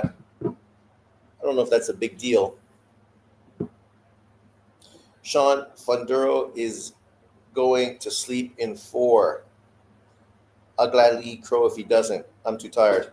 That's why you want it ending quick. 8-6 is biased. He tried to downplay Shakur. He tried to downplay everybody. All the fucking dick ride fucking Tank Davis. It's cool you like Tank Davis. Tank Davis' style is likable. More than Haney, more than Shakur. But we know he's been protected and on PBC Island from fucking day one. Protected by Floyd Mayweather in the PBC. Even this Lamont Roach fight typifies that even more. Who the fuck was Lamont Roach? He's a 130-pound champion who hadn't beaten anyone at 130, right? The best one he had was the guy Tank Davis already pulled up in weight and beat. So literally no one wanted that fight. It didn't mean anything. It's a garbage fight. The only reason we want the rematch is because most people feel Tank Davis fucking arguably lost the first fucking fight. But, man, it's like, really? Come on. Tank Davis has never given boxing fans the fight they wanted. Never. Fundora is lame for going after Spence. Why not the guy that beat Spence? Exactly. That's the fight that should have been made. He literally ducked that fight for a year. Sat out for a fucking year. Didn't fight anyone. Waiting and hoping for the Errol Spence fight. And then you got Fan in boxing who's still dick riding fucking Errol Spence. Hating on Bud Crawford to dick ride Errol Spence. Talking about he's in great shape. He's coming back. You've been saying that for fucking 2 years now. Just shut the fuck up. When he comes back, then you can talk about it. He looked fine versus Spencer. He showed patience. Sucks flipping back and forth to see Fundora, Tszyu, and Bam Cafu. Well, I got one in the big TV and one right here on the side. So I'm Machado. I prefer Tim Fundora. Gonna watch that. I respect Bud, but I can't just pencil him in to beat Fundora. No, but that fight should have happened. Fundora's the one that ducked that fight. Literally. Even when the WBO mandated it and they were negotiating it, somehow the fight didn't happen. And then fucking what? So then Bud Crawford ends up leaving to go fight Canelo, which of course makes sense. But I think Bud knocks Fundora out for sure.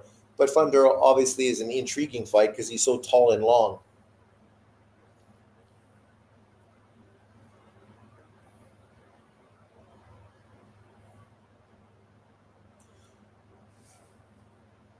But the Tszyu fight's not next, is it?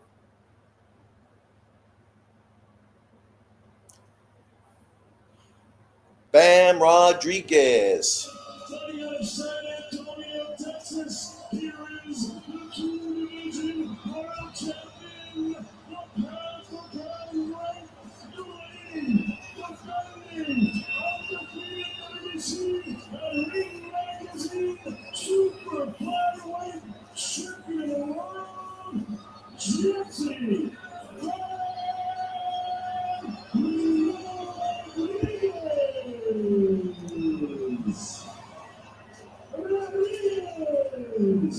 Hey, mamacita.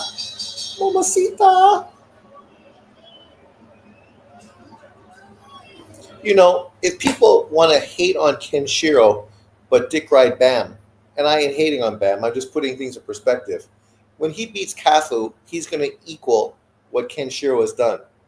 At small weight classes, he's going to be a two-weight world champion who's been unified in two weight divisions, right? Something Shakur has never done, something Haney hasn't done, something Tank Davis hasn't done, something fucking Lomachenko didn't do, something fucking Ryan Garcia didn't do, something actually Lopez should have done it. And here we go, round one. Both dudes in pink. It's a pink fest. These guys are going on vacation to Thailand together after the fight.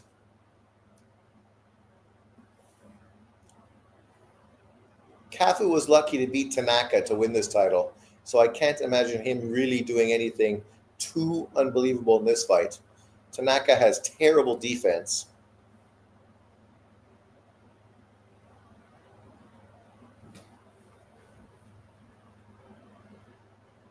Pumzili, Kafu. It's funny because that Pumzili name is very common in South Africa for both men and women. The ending sound is different, but the name is the same. I had a girl and a guy that worked with me named Pumzili. Come on, Pumzi. Pumzi's left hand is pretty slow.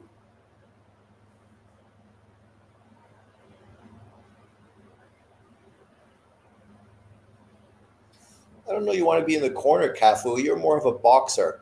Get to the middle of the ring, use your jab and your length.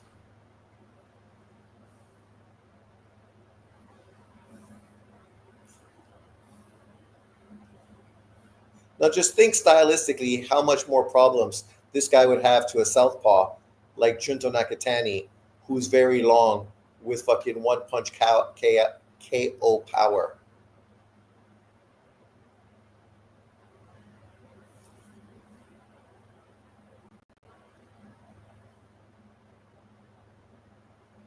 Okay, his left's looking better. Pumzi trying to land that counter left over the jab.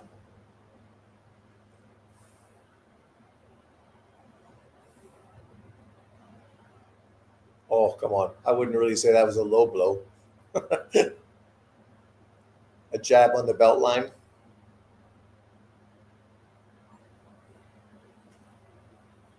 Pumzi's throwing shots, but he just ain't landing too much. That last left landed in the temple.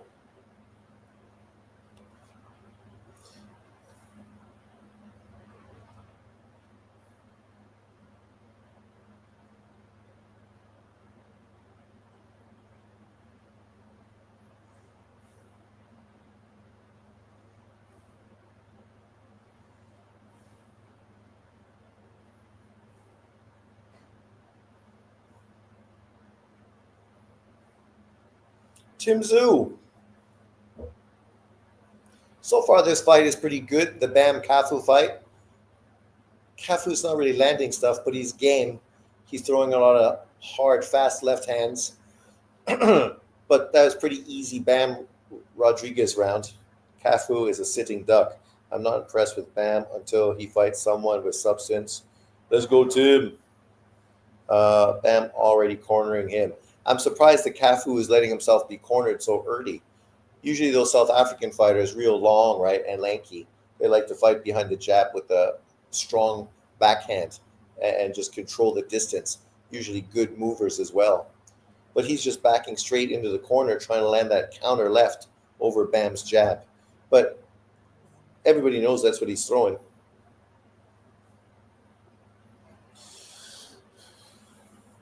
His defense is pretty good, though. His hands are up. He's guarding. Not easy to penetrate with big shots. I'd fuck Fundora's sister. She got those long legs.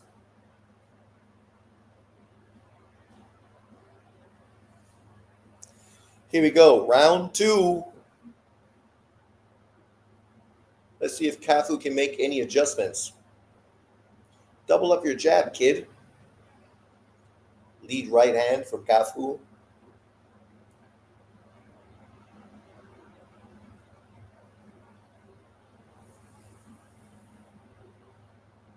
Hi, Lily. How are you?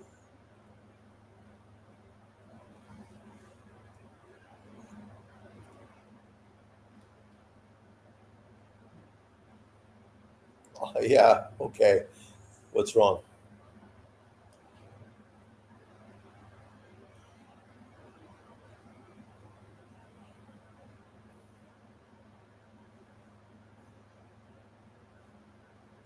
Oh, nice uppercut by Bam.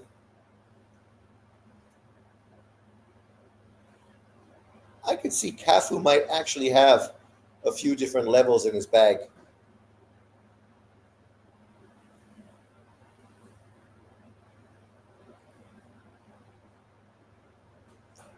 Zolane Tete. Now he's throwing his right hand.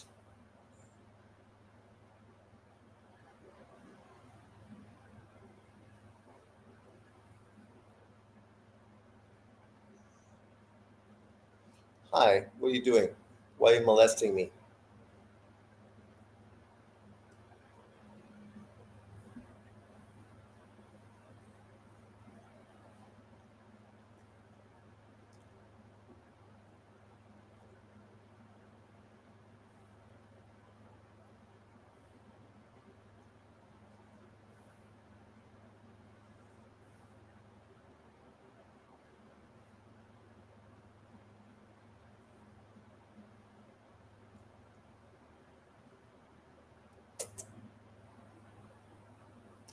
Nice straight shot from Bam.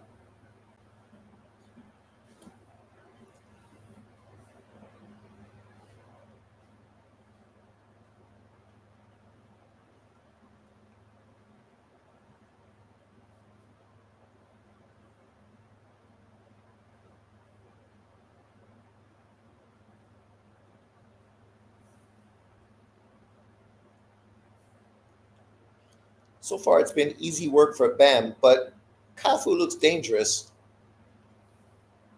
He's got good defense. He just, so far, hasn't had very good timing.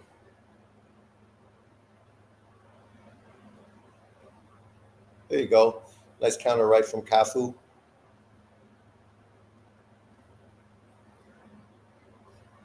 Round 2 is in the bag. Howler Ninja, thank you very much.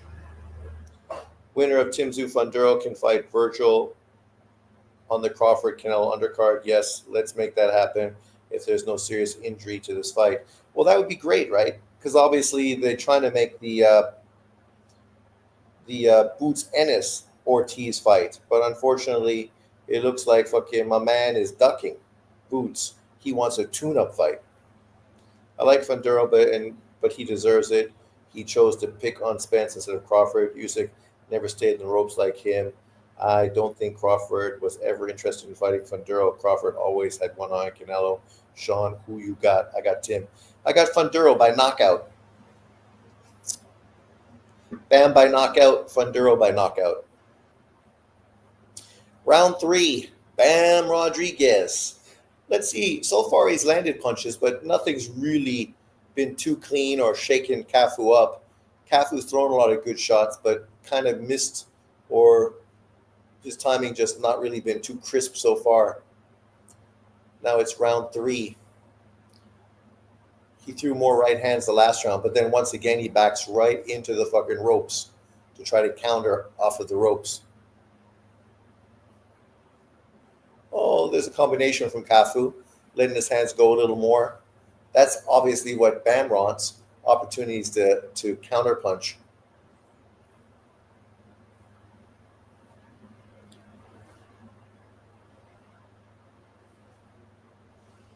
Hi.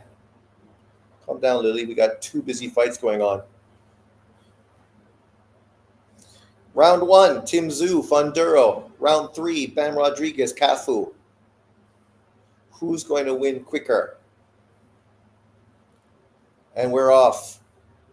Nice shot to the body from Bam. Now I'm going to be fucking eyes up, eyes down.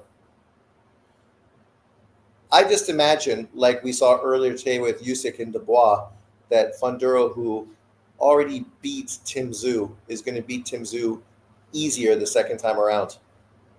I could be wrong, but I know I'm not usually wrong. Usually I'm correct. So we'll see if this time I'm correct or not.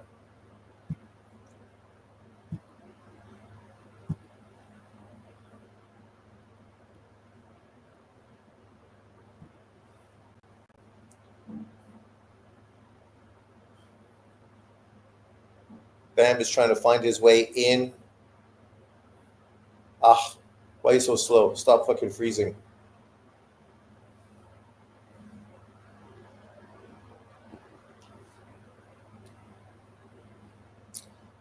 My fucking feed for the Fundora Tszyu fight is choppy. I definitely think Fundora has improved since the last time him and Tszyu fought. I don't know if I could say the same thing about Tszyu. I think his confidence could be shaken easily. Really? Am I that far behind? Well, that plays into what I said.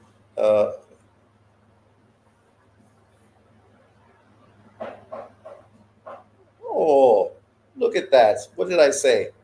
I said Tszyu, confidence-wise, his shot. Look forward to fucking Fundora beating him fucking easier the second time around. Oh, I'm quite a bit behind you guys.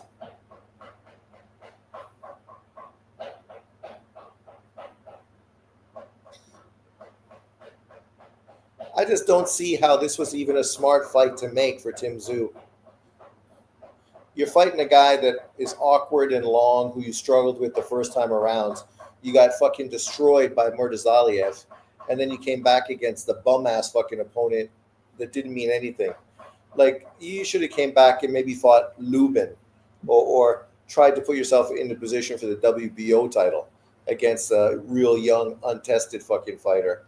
But to jump in and fight Fundora, I think Fundora's gradually improved, became more confident. You know what they say when a guy becomes a champion, right? He becomes 10 to 30% better. Trains harder, more determined, more confident. Tszyu's the opposite of that. His confidence is shot after fucking getting destroyed by Murdazaliev.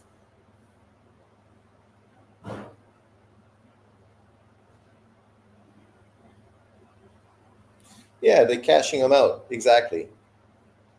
He could have had a few fights in Australia, built his confidence back up, and then put himself back in position. But they prefer to just, cash that check, get the fuck out. You can't take it back. It's there. We all saw it. You picked Tszyu. Round 4, Bam Rodriguez against Cafu. Can Bam break him down and stop him? Can Cafu start to land something clean? So far, every round's been playing out pretty similar. Bam getting him on the ropes and just trying to break him down. But Cafu's defense is pretty good. He's not getting hit by too many hard punches. He's trying to counter. He's just not being very effective so far. This is going to be a very different style matchup than obviously the Puma card, because Puma is going to bring it right to fucking Bam. Hi.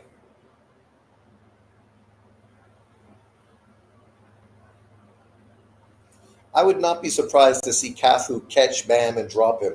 Not like really hurt him, but just catch him in between shots.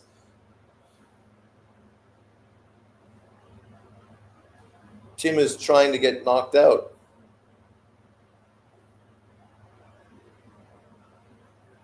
Well, Tim does have a terrible corner, and the fact that he didn't change it after the last fight, I don't know what the fuck he's thinking. Like, if you watch the replay and how your corner dealt with fucking that Murtazalia fight, also how they dealt with this whole fucking Fundora fight. Well, that's the thing, right? That's what's surprising, that Cafu is not trying to control the middle of the ring and fight behind a long jab. Because on the inside, so far he's losing every round. Fine, he's being competitive, but I don't know if he thinks he can actually win this way. Tim. After this, look forward to Tim fucking announcing his retirement. And John Boxing making a video talking about how fucking black fighters are better than white fighters. And Tim Tszyu was a hype job. Even though I don't remember anyone calling Tim Tszyu pound for pound.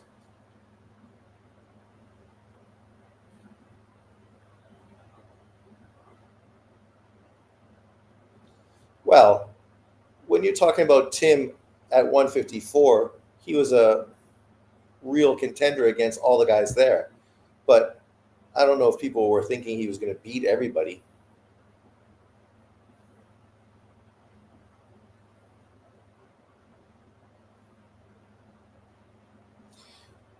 PBC, man, they set up this fight that's useless and going exactly the same way I said it was.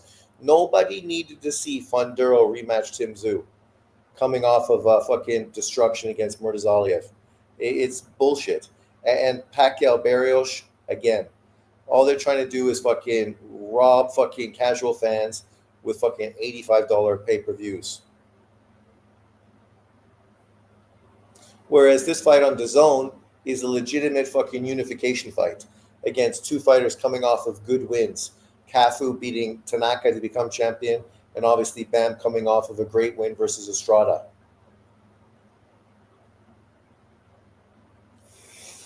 Fight of the year, Tim Tszyu. How's it a fight of the year? I don't know if Tim Tszyu actually landed any punches. Stop it, Sean. Stop what? Victor, you're a PBC fangirl. Okay, that's good for you. But the reality is, this is an $85 pay-per-view card with two shit show fights headlining. Fights that if we never would have gotten, nobody would have given a fuck about. Nobody was asking for Tim Tszyu Fundora 2. Nobody wanted to see Mario Barrios versus Pacquiao. Those were fights that were fucking irrelevant. We wanted to see Fundora fight fucking Murtazalia or fight his WBO mandatory. We wanted to see Barrios, what's up, Bacon and Eggs, fight fucking Boots for unification. Nobody wanted to see these fights, but this is what the PBC gives us. Garbage ass fights. Just wait for the two Charlos and the Errol Spence pay-per-view fights to come up soon, and you're going to act like it's great.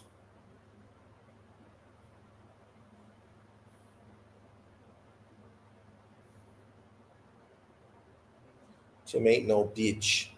Well, I never said he's a beach, but I think confidence-wise, he's fucking broken. But round 5, Cafu throwing some body shots. Like, out of the fights tonight, this fight is so far way more competitive than fucking Tim Tszyu Fundora. Cafu's losing clearly, but so's Tim Tszyu. The difference is Tim Tszyu's getting beat up and has no defense. Cafu is trying, and has good defense.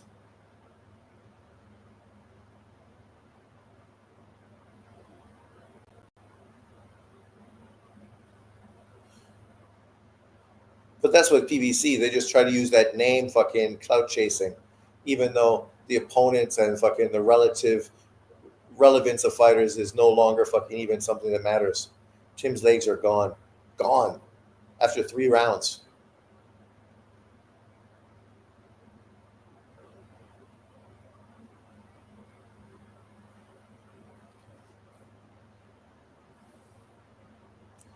The longer this fight goes, the worse it's going to get on Tim.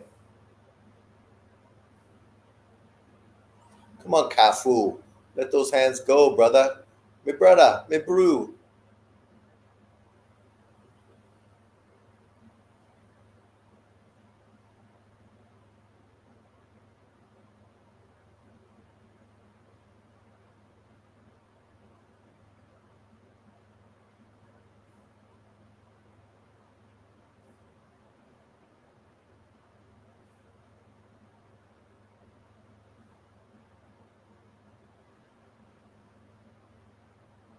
Tim hoping he can land fucking a big counter and knock fucking Fundora out.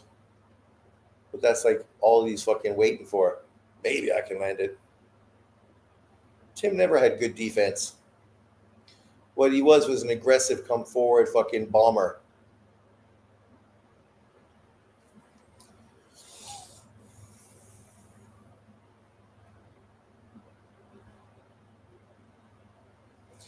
Just look forward to fucking Fundora fighting Errol Spence next in another bullshit fight nobody wants to see. Or Charlo coming out of retirement after the Canelo loss.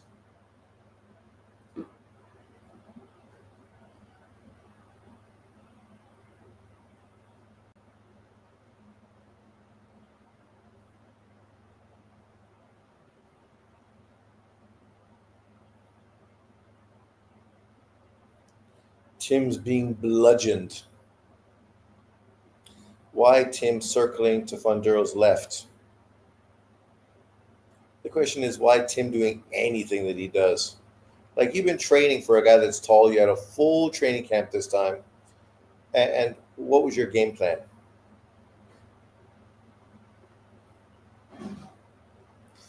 Because I don't know if Tim can win an inside fight against Fundora.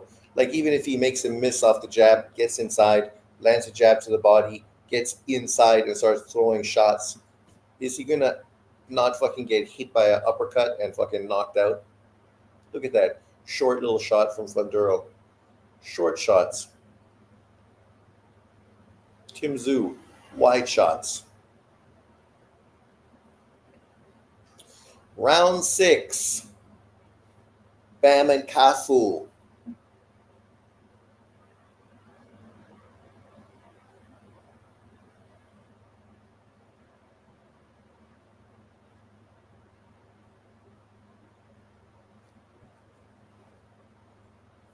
Nice body shot from Cafu, loading up on the big right hand.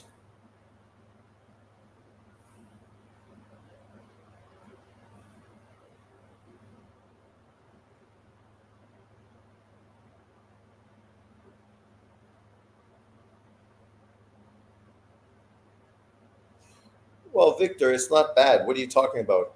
You don't have to pay for it. It's free on fucking DAZN. It's not an $85 pay-per-view. And it's a competitive fight, unlike this fight so far where I don't know if Tim's even landed a punch. I guarantee you, Cafu is a better fighter than Tszyu. He actually has defense. He's fighting a pound-for-pound fighter, and he's holding his own.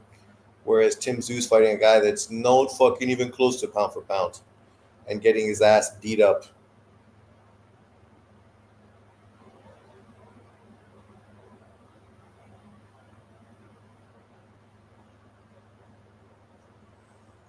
Who's better, Fundora or his sister? His sister's more dominant, and she's actually unified titles. There. You should be throwing more of those up jabs, Tszyu. I think the up jab is the punch you want to throw against fucking Fundora. Oh my god. Okay. We're watching.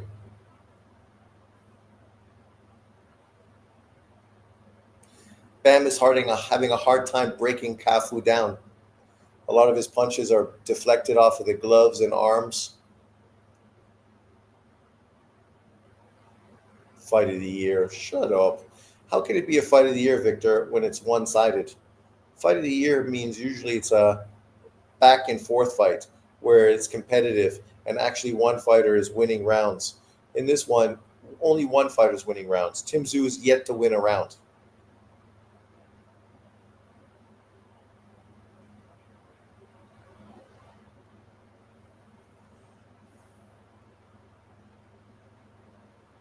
Yes, he's still here and losing every round and gradually being fucking pummeled.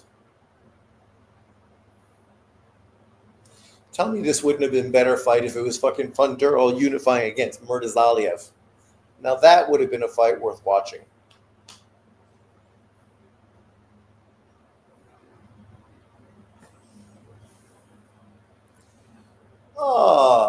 Cafu landing some good shots. A little bit of a mouse under Bam's eye.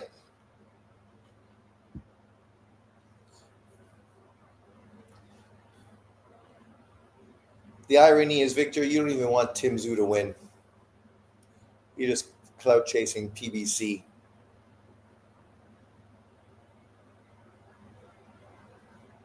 What do you mean I'm missing out? I'm fucking watching the fight. How am I missing out? Oh, he punched his ear. Okay, that's the difference. Cafu won round 6 according to Mannix.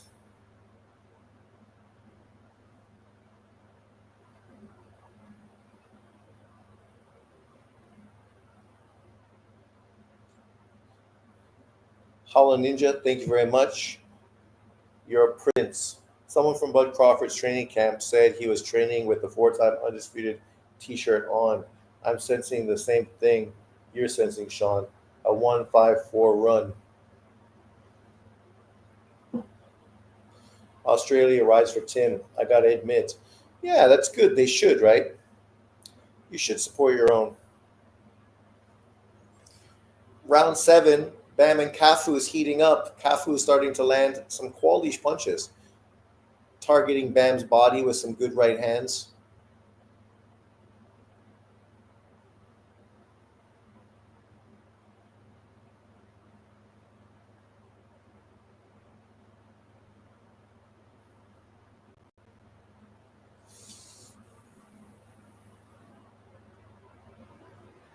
I think this is a good fight for Bam to prepare for Puma, because he's in with a tough, resilient kid.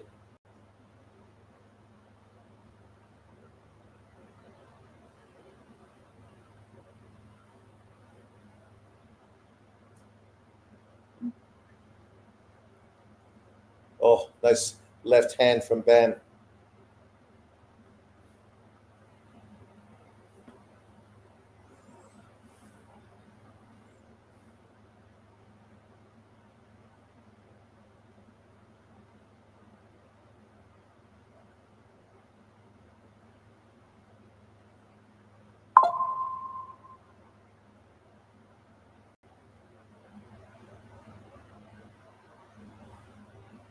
Nice right hand from Kafu.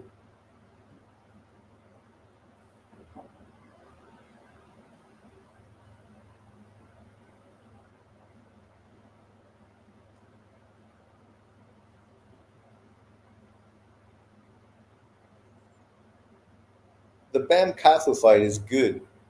Really good back and forth fight. Kafu is far better the last 2 rounds as well, getting his offense off and not sitting so much on the ropes. Even though he still fucking loves those ropes. Tim should be circling to the left, not the right.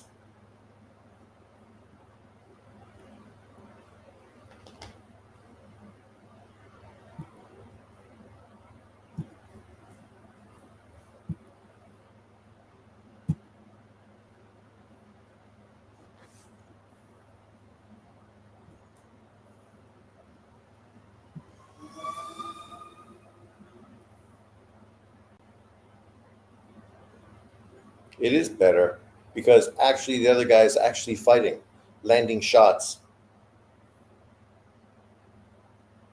Tim just looks like he's trying to survive. It's not a dogfight. He won the first 5 rounds pretty clearly, but the last couple rounds, Cafu finally started to find his range and started to land stuff, opened up a lot more, which made the fight better because now both guys are opening up. So more opportunities to land punches. Round 8. And Cafu's a world champion, unlike Tszyu. That's a nice right hand by Tszyu.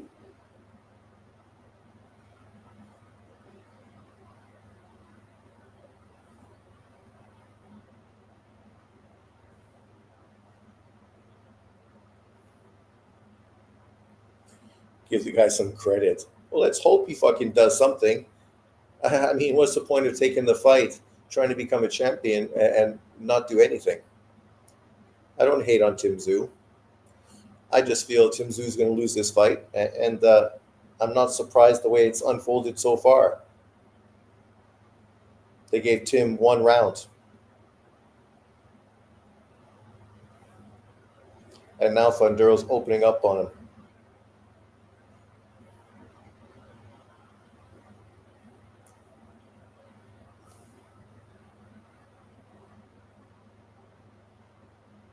Of course you have a 3-2 Fundora.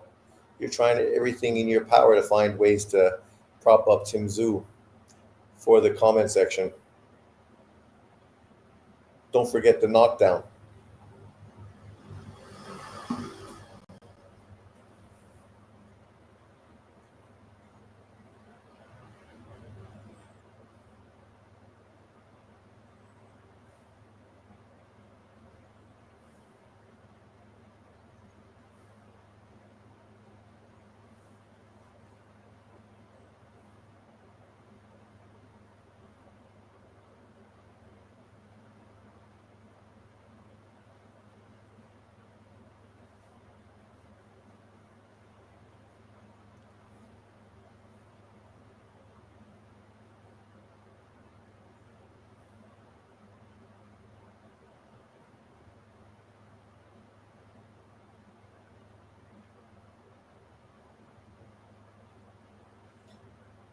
Kafu digging those right hands to the body of Bam.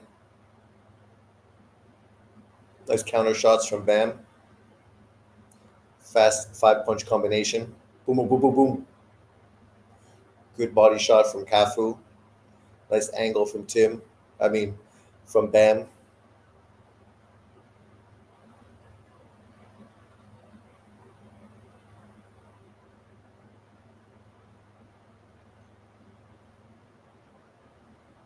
Oh,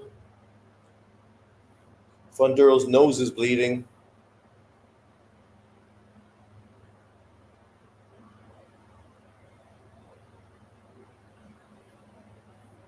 Well, it's good. Maybe the fight will turn into something now. Now both guys fucking got something to think about.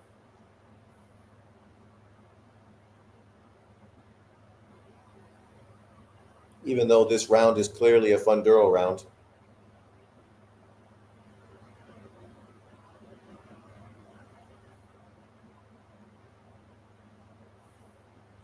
Problem with Tszyu, he's just loading up on 1 shot here and 1 shot there.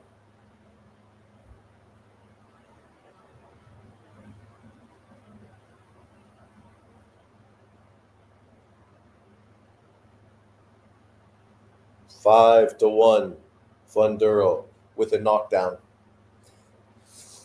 As far as this fight, I think Bam is up, but I think Cafu's won 2 rounds. So probably 6-2.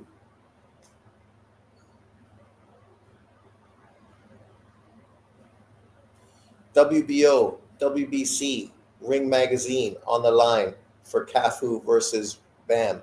Round 9.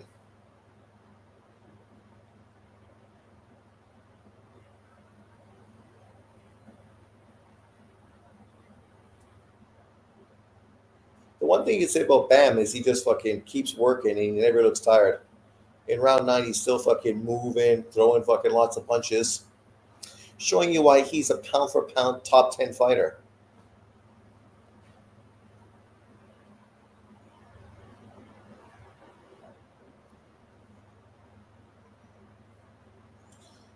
Fundora is not Cuban, Mexican American.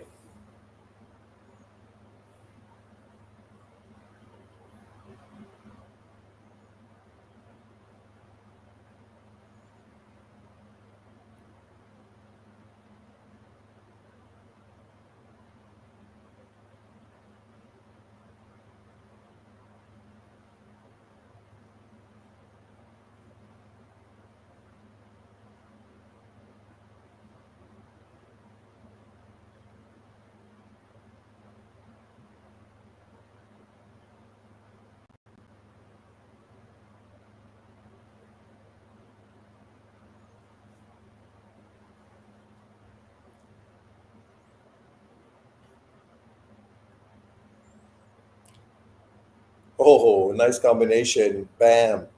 8-punch combination.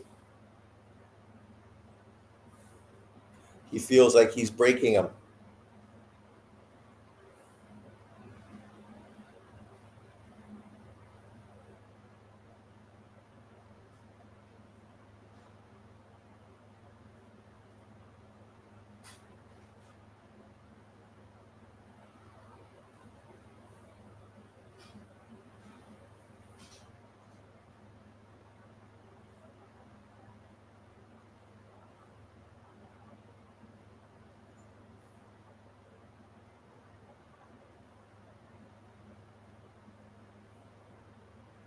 Nice shot from Tszyu. The big right hand.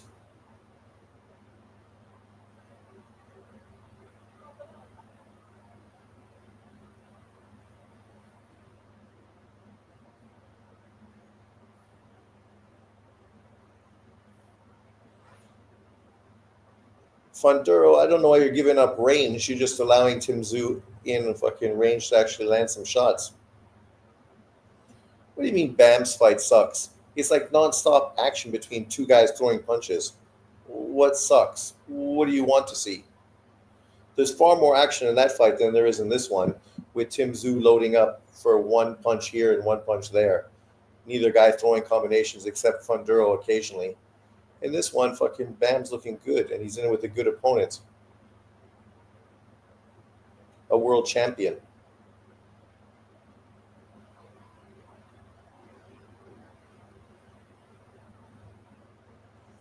I still don't know how it's a fight of the year when a guy's won fucking maybe one round. You won one round. You're great. Get in there. Look at you. Your face is fucking broken.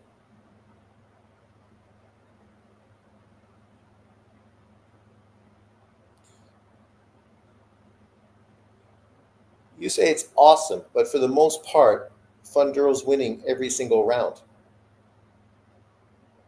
Very similar to this fight with Cafu and Bam. Round 10.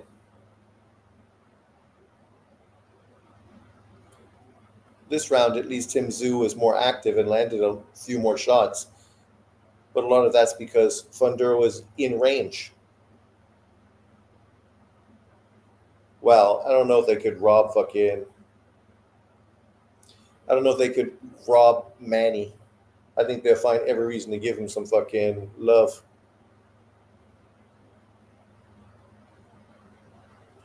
I don't think Bam is going to stop Cafu. Cafu's defense is good, right? Both of them have good guard. I mean, some guys are landing punches. Obviously, Bam is much more active. But Cafu is doing well. The second half of this fight, he's definitely improved from the first half.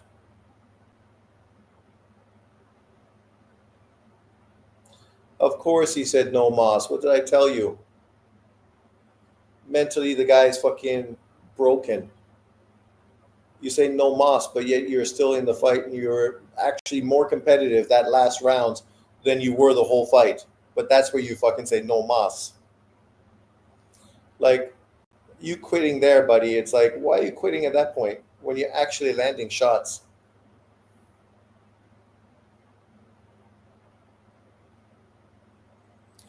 It's because fucking mentally he's fucking broken after that fucking Murtazalia fucking win. Oh, Cafu got caught. What are you doing, ref? Get the fuck out of the way.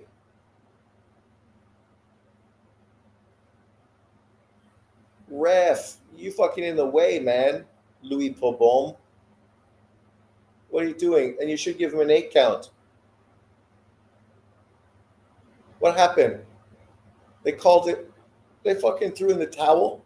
How do you throw in the towel on that round? Oh, man, Louis Pabon, you fucking butchered that fucking stoppage being in the way.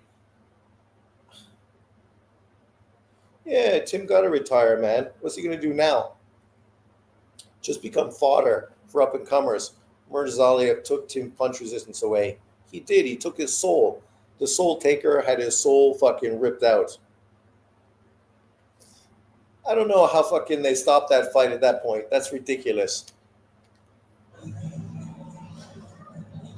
But big win for fucking Bam. He found a way to get to the guy. The guy was competitive. I didn't think he would stop him, but he landed a great counter shot. And obviously the South African corner, they're not like Tim's corner. They jumped in quick to fucking say, okay. He's young. We don't want him to get fucking brutalized and broken.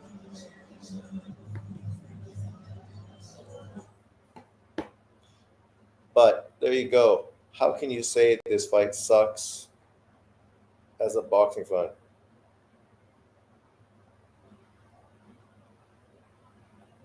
Harder Coil. Who are you talking to? What are you talking about? Yes. Victor Ortiz. I think Manny potentially could get knocked out. Louis Pabon, what are you doing? Get out of there, Louis Pabon. He landed a shot, he hurt him, and now Louis Pabon is doing what? He didn't go down. Let the guy fucking hit him.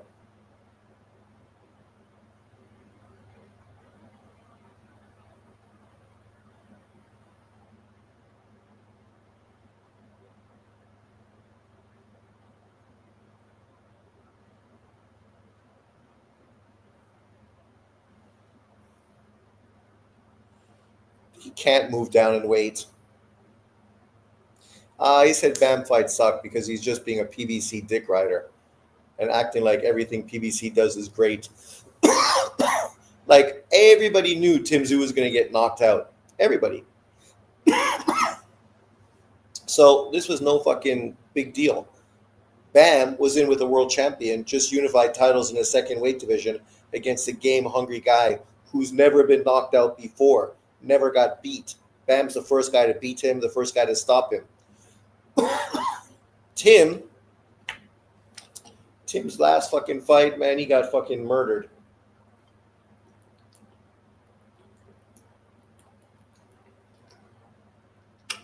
But Bam is still ducking fucking Junto. Tim can only fight Zarafa. Well, that's a fight he should fight now in Australia. That fight makes sense. He just hates Zarafa so much he doesn't want him to get a payday. Fundora needs to see Ramos. Oh, no, he doesn't. Ramos is nobody. Ramos had his big chance against Lubin and he fucking dropped the ball. Now he's fucking almost irrelevant.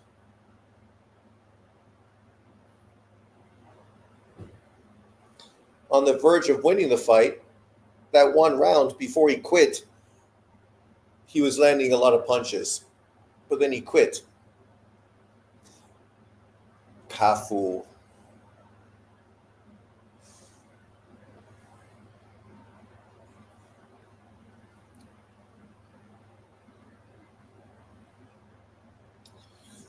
I am not surprised that Tim quit. I'm not surprised that Bam got the stoppage win.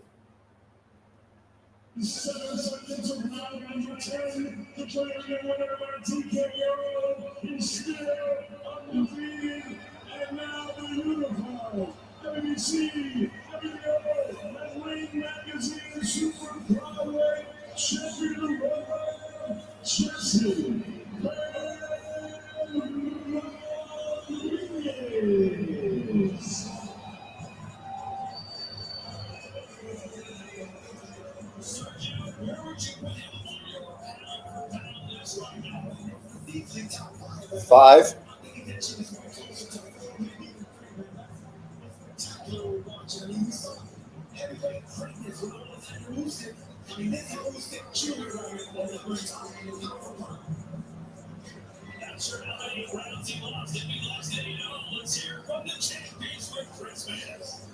Well, Ben, congratulations collecting adding more belts to your collection. You're now a 2-time unified champion in boxing. You had to work for it tonight.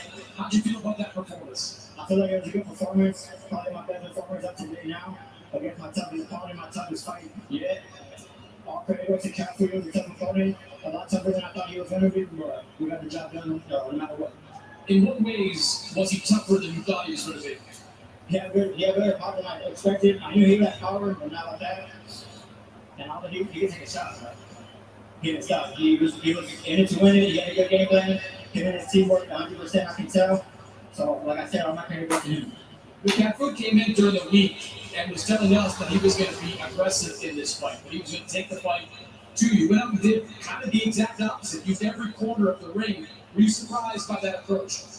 No, that's kind of what I expected. I knew he was just saying things just to build the fight maybe or just sucking stuff out, but I mean, like I said earlier, that was my toughest fight today, so. What adjustments did you have to make during this fight once you saw how he was going to approach it? I just had to stop throwing every shot hard. I was trying to make it a little too hard to get him out of there, but once I felt that he can take my face shot and keep going, that's when I had to really slow my pace down. Maybe set him up with a few shots here and there, and just like I did, just get him out of there. You had a decent run there, landed a few shots in the middle part of this fight. At any point did you feel that power? Well, like I said, I wasn't hurt, but I definitely had popped down the shot. 8th round, you started to step on the gas. 29 out of 66 punches in that 8th round. Were you sensing something in the 8th and 9th as this fight progressed? Yeah, I mean, throughout the fight, I knew he wasn't going to be able to take my shots for as long as he did. I expected him to be a little bit, get out of there a little quicker, but I mean, he was tough, like I said. I know you don't have it in front of us, but walk me through what you remember about the finish of that fight once you got him out of there. All I remember is I caught him with a right hook. That was about it. When the towel came out, were you surprised that they stopped it when they did? A little bit, yeah. I thought he was going to keep going, but I mean, his corner knows him better than I do, so. This is usually around the time where I ask you what you want to do next, but we know what's happening, what next with you. Fernando Martinez Where does Ali have? is waiting on November 22nd. Let me ask you first, you glanced at that left hand a couple of times. How are you feeling physically coming out of this and think you'll be ready to go in November? Yeah, I mean, I'm not sure how many moves I have, but I mean, it's just a little bit of, I don't know the companies, but I mean, Ranging it, yeah, I'm good, man, I'm good. Remember, tune in. How important is it to you to not just get those 2 belts, but get a 3rd one around your waist? I mean, this means everything. That's one step closer to undisputed, especially the way I did it against Cafu, a world champion, took his belt, got him out of there before the 12th round, so that's what to show that I'm here to stay. First time you were here in Frisco, I think they spelled your name wrong. You were on the prelims of this show now. 7, 8, 9,000 people came here to support you. What does that mean to have this kind of support in Texas? That's amazing, man. That is what to show how far I've come in my career. Shout out to all my people that spent their hard-earned money to come out and see me. Without you guys, I wouldn't be where I am today. Y'all made me become a better fighter. Y'all motivate me to keep going. So, to every person out here, thank you. And tune into my next fight in November. Congratulations, Ben. Thank you. Eddie, one good performance after another for Ben Rodriguez. This was an interesting one with the way Kafu approached it. What were you thinking as this fight went on? Just watching in awe of Jesse Rodriguez, the pressure, and you could dominate a fight, but it was just the keenness to get him out of there. He wanted to close the show, and that's a sign of a great fighter. Cafu was very dangerous. You could see him trying to catch shots and counter and landed a few on back, but he was prepared to get his feet in and try and force the stoppage. He got it 25 years of age. For me, you saw one of the great fighters of our generation in Alexander Usyk. You saw the new wave. One of the other great fighters of the generation in Jesse Rodriguez, 25 years of age. For me, this guy's going to be around at the number 1 of the pound-for-pound list for a long time. Next up, another war against Cuba Martinez for another belt. This guy's just a belt collector. I think he's going to be 4 or 5 division champion. The belt collector. Would you like to see him become undisputed at 115 before he moves up, or do you look at some of those fights that are out there, a Nakatani and Inoue in 2026? Listen, some know they offered us the Nakatani fight about a month ago. Robert Garcia and Ban said yes in 0.1 seconds. Nakatani didn't, but we move on and we fight Puma Martinez in a great fight. You always want to be undisputed. Maybe up to Bam and Robert to see how long he stays at the weight.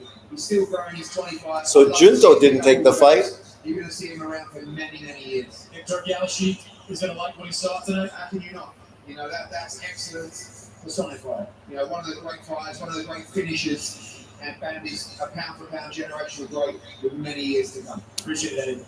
Guys, Sergio, want to make a takeaway from those there? So from Eddie Hearn putting the spin in, so Junto was offered to Bam and he accepted right away. But I still find that hard to believe because this is literally a guy that has tried everything in his power to not cross paths with Junto Nakatani. Obviously, we understand why now Junto's not interested because he's going to be fighting a Nui in the biggest fight in Japanese boxing history. But what happened last year? What happened before? I mean, not the worst stoppage, but it looked like a knockdown. Well, the corners both threw in the towels, though, right? Basically, that's why both those fights ended. Obviously, Tim Tszyu quit in the stool, and Cafu's corner threw in the towel. Fundora takes Backham into the deep waters and drowns him. Man, Murtazalia fucking destroys Fundora. Damn, Junto duck him, bam, shake my head. Well, of course you're going to believe that because you're one of those dumb motherfuckers that believes everything you see in the media. Don't believe everything someone tells you.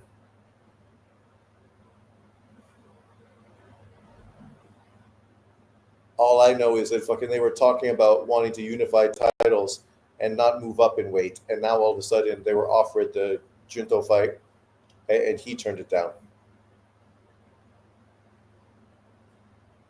Yeah, that dude, all he does is troll.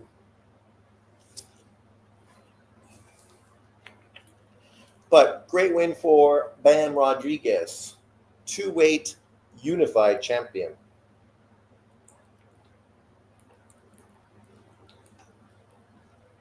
And already his next fight on the table against Puma Martinez, who's a very different fighter than Cafu. So that fight should be really interesting.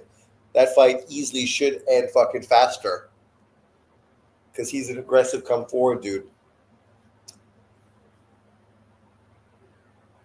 And that fucking card is great. What's going on with Devin Haney and his dad fucking talking a load of bullshit now about fucking drug testing now?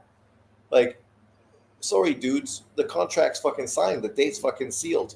Well, you can't fucking now try to implement something. It's either been implemented before or it's not fucking being implemented. Like, what did Norman's father say? Oh, you could go talk to Turkey Al-Sheikh and say that you're not fighting because you're unhappy. Are these guys already bigger than Bam? Which guy's bigger than Bam? Yeah, Cafu brought it, man. Good performance from him.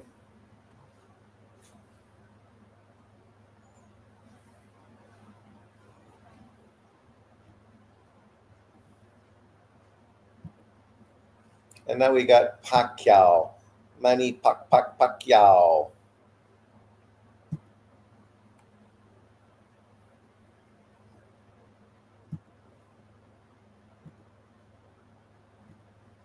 Oh, I got a busy day today. I got to pack, organize everything. But nations are not the same. Manny Pacquiao comes from many different angles.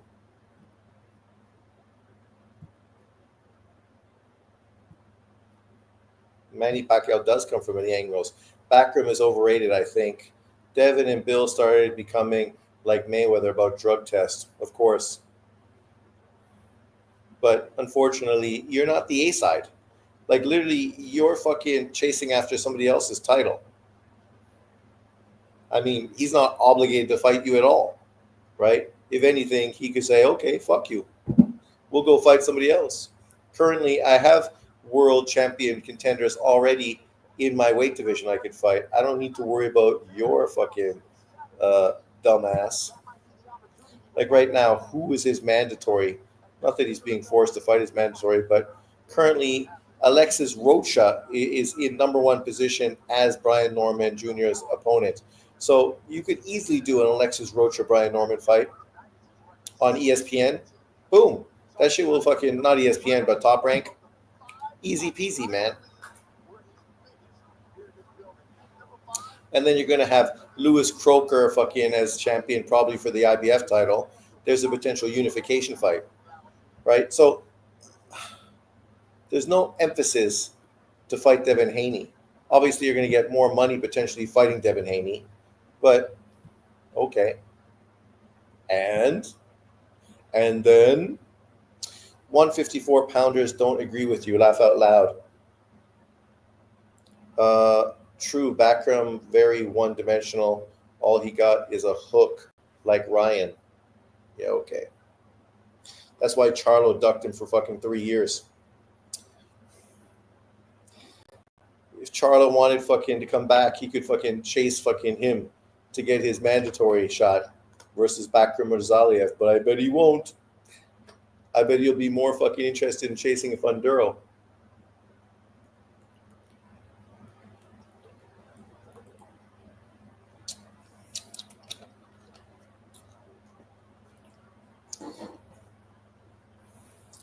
Pacquiao's biggest moments. Who cares, man? That shit's fucking irrelevant now.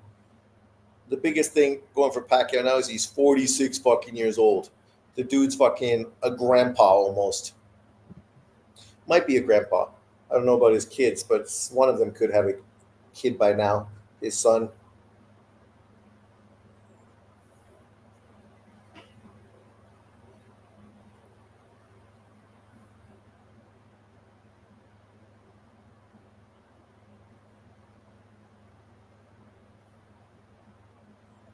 If this goes the distance, would you be shocked?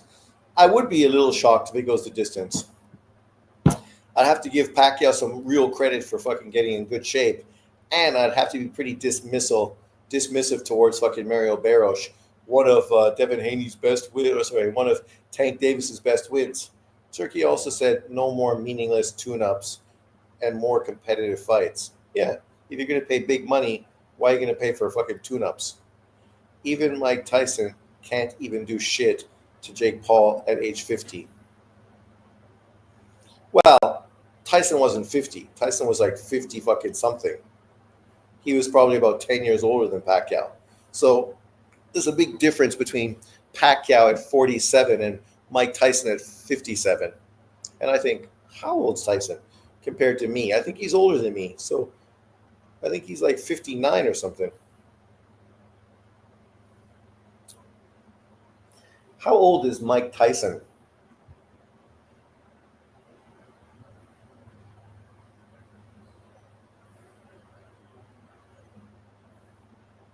Yeah, 59. So literally fucking about 11 or 12 years older. Clarissa Shields fighting Layla Ali does nothing for her career. No, man. Once again, thank you very much, Hollow Ninja. That fucking whole media thing that Clarissa Shields did the other day was cringeworthy as fuck. With the big giant $15 million check, all to call out a fucking 50-year-old woman who hasn't boxed in fucking 20 years. Who gives a fuck? Like, you think this makes you the GOAT? You think this solidifies you? You think, like, you know what she's trying to do? She's trying to get a fight that's as big as Shields, Serrano, and Katie Taylor. A fight that could be on Netflix and could do fucking 4 million views, right, in live video. And sure, maybe that fight would do big numbers because Layla Ali does have Ali's name. But this bitch hasn't been relevant in 20 fucking years. Katie Taylor is the GOAT, easily. Best resume in female boxing history. Just did the biggest fucking female boxing card in history. Just completed the biggest trilogy fucking fight in women's boxing history. Everything is historic. All they can say for fucking Clarissa Shields is the belts she's won. But that goes against John Boxing's whole narrative. You know, chasing belts. Chasing belts don't mean anything. Who did you fight? Who's she fighting? She's fighting some New Zealand girl next who's a bum.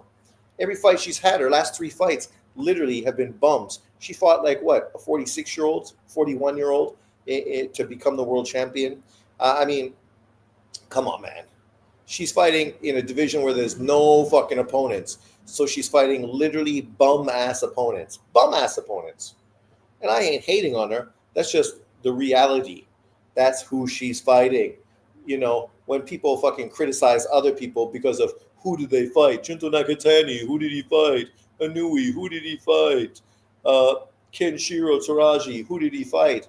Who the fuck did did Shields fight? Who? Like before Shields fought them, I can tell you honestly, John Boxing didn't even fucking know who those women were. Didn't even know who they were. She's fighting Lanny fucking Daniels right now, 11-2-2. 11-2-2. 37 years old. Like, you're fighting a 37-year-old woman who's 11-2-2. Her last opponent, 9-0, 5-1, 3-0-2, 6-1-1, 1-2-0, and a fucking debutante. Like, literally. And in your first 6 fights, you lost 2 of them. And then your last 8 fights, you have 2 losses, 2 draws. I mean, part of that, you fought an old woman who's 5-0. This fucking lady. 5-0. Like, you criticize fucking Roman Gonzalez for fighting a guy with a losing record. But at least he'd had over 50 professional fights. This bitch had 5 fights and she's 42. 42. You're fighting a 42-year-old with 5 professional fights. I mean, come on. That's the quote. This is a woman that, look at who she fought. Look at that record. 2-1, 3-2, 2-1-1, 1-0, 2-0-1. That's who you fought. That's who you fought. But then these titles mean something? They're significant? No, they're not. Then you fought a Canadian woman who was 7-1, who's 30 years old, 7-1. 7-1.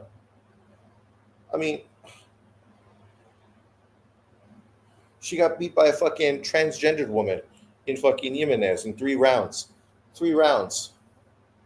I mean, Jesus Christ. What a fucking resume. Let's go, Manny. John Boxing getting cooked. I can't help him.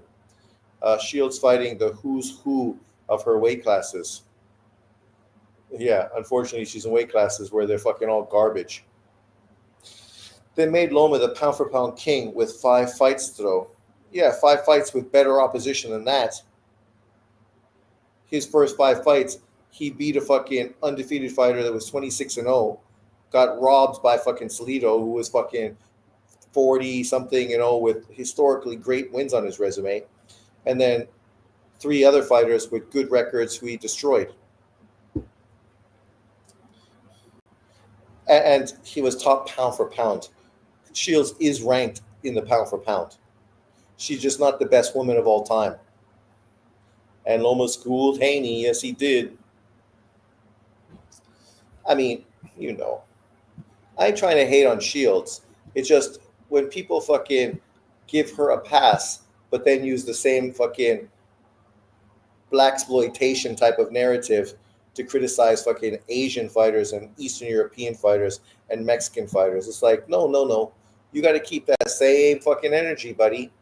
If you're going to literally hate on fucking all these guys because they're just chasing titles and not fighting opponents, you can't fucking then call fucking Clarissa Shields the GOAT when she's literally fucking doing the exact same thing. Chasing titles, not fighting anyone. Salido was washed up, softened by Mikey. Bullshit. Shields won vacant titles in divisions with no talent. Yeah, the majority of her titles were vacant titles. How much credit do you get for winning fucking vacant titles who they just hope to give fucking away so they can start charging fucking fees for? Mario Barrios making his fucking ring entrance.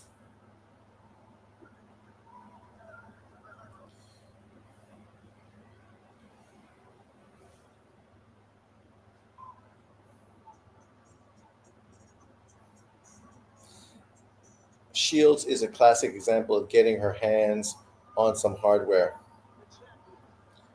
I mean, obviously she's a great fighter. But the biggest problem she had is she should have rematched that fucking English woman. But she's too egocentric to do what's best for her career. So then she moved up to divisions where there's nobody to fight, winning useless fucking vacant titles. So you can say, I'm a 3-weight or 4-weight undisputed champion. Yeah, okay. And I could put on a wig and go fucking become undisputed in fucking the heavyweight division in women's boxing. Because there's no fucking women there. As a 57-year-old man, I could beat those women because they're garbage. Love Mexican rappers. Now they can flow. That's cultural appropriation. Isn't that what they say about Eminem? Even though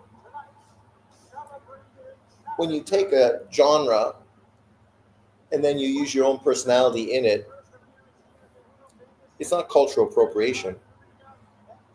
You're redefining it.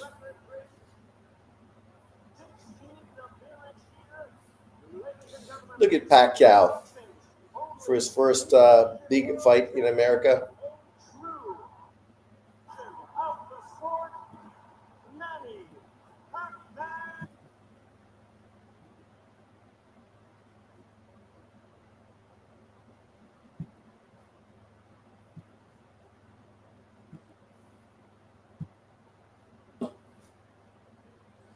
This is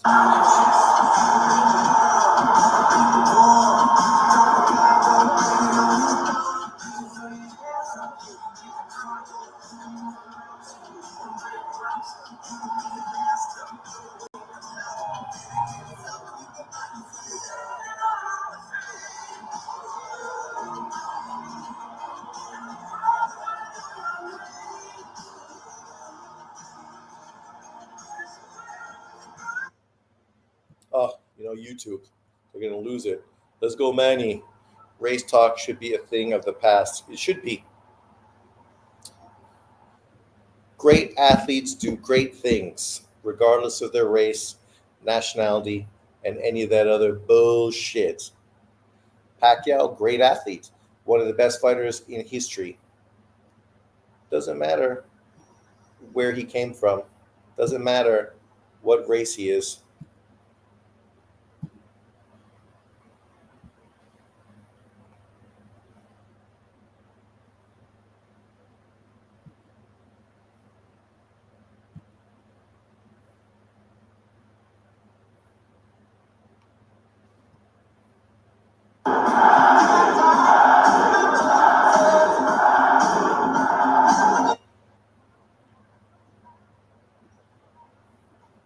I'd love to see Manny win.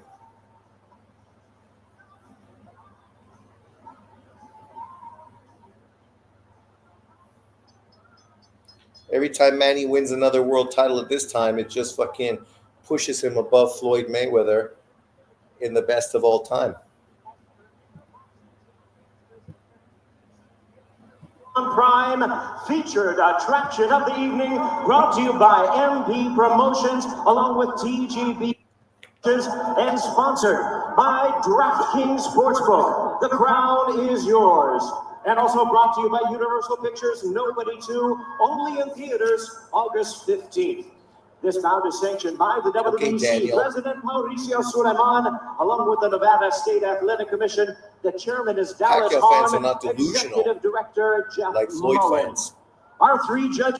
We understand this is a no-win situation for him. But ringside, from hats off Nevada, for fucking Jim trying Cheatham. something. From New York, Max DeLuca. And from New Jersey, Steve Weisfeld. And He had his introducing big our George new moment man in when the he ring, beat the Keith referee will Thurman. giving instructions after the introduction.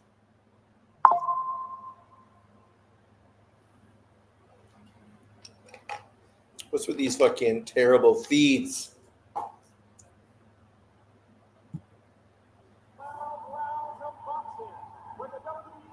Welterweight Championship of the World. And now, ladies and gentlemen in attendance and boxing fans joining us around the world, live from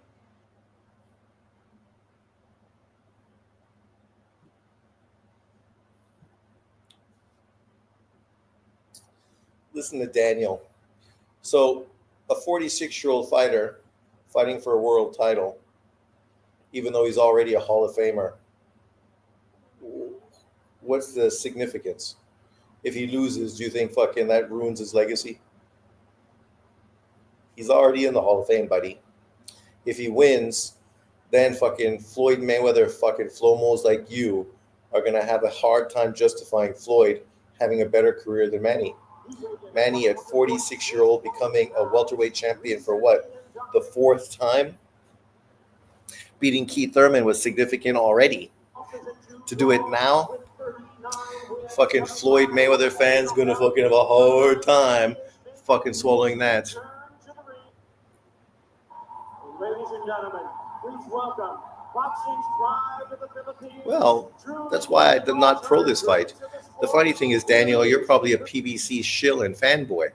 This is your fucking promotional company putting on an old man fight.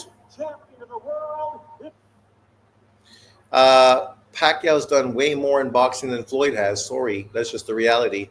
Floyd didn't win any fucking world titles as old as fucking Pacquiao did. He hasn't become an 8 world champion, 8 division world champion like Pacquiao has. Who's the number one fighter in this arena? 16 fights? Pacquiao.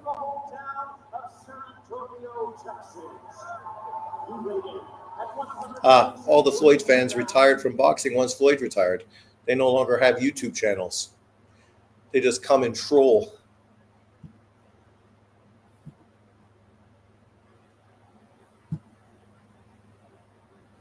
Come on. I never wanted to see this. I think it's terrible. And I think the PBC doing this, it's all fucking to exploit fucking casual fans for money. But you're coming on my channel trying to be an asshole.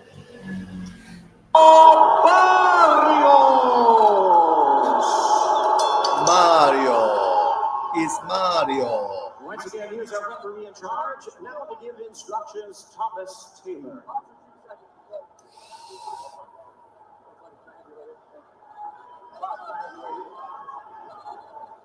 Okay, gentlemen, everything on the orange up is going to be good. So you mean I'm sad because Tim Tszyu's career is over? Again, you expose yourself as being a fucking tool. I said Tim Tszyu didn't deserve an opportunity to even fight fucking Fundora. And it was another shit show fucking PBC fight. But that's you, PBC fucking fuckboy, who didn't even pay for it. But you're going to fucking shill for the PBC, giving us fights nobody wanted except casuals. Like you.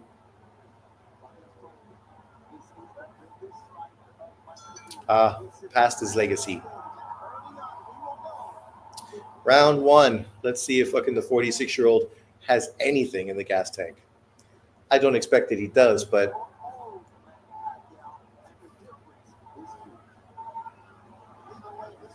you know, this is many boxing fans' only chance to see Pacquiao fight, right?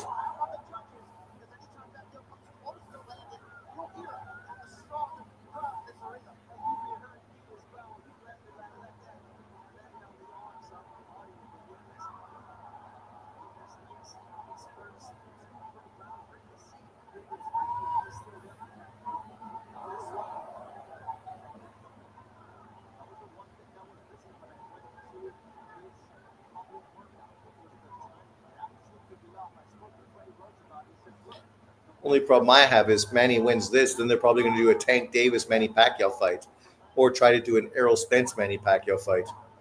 It's like, really? We're turning boxing into fucking Jake Paul.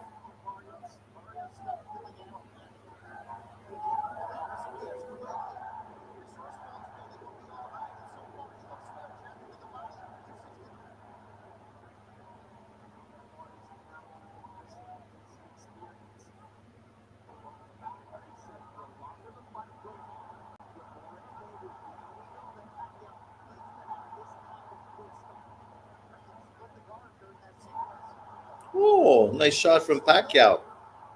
Straight left.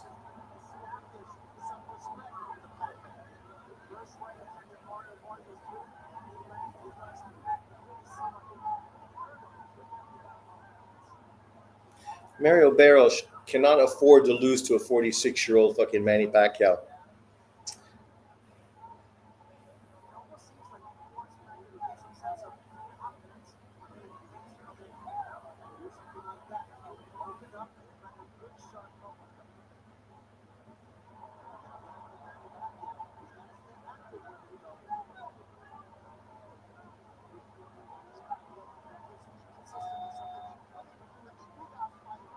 This is like Jersey Joe Walcott fighting fucking too old in his career as well.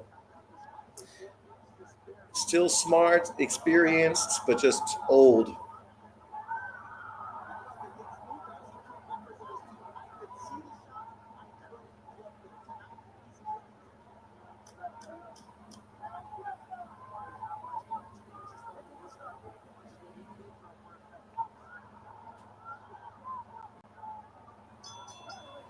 To be fair, I think Pacquiao won the first round.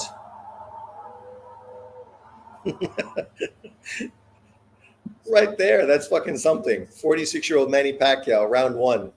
Barrios 0.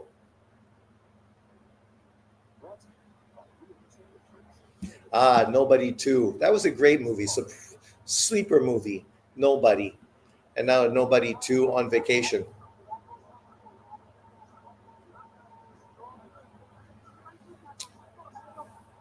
Yeah, Calzaghe's also undefeated. So's Marciano. So's Ricardo Lopez. So's Andre Ward.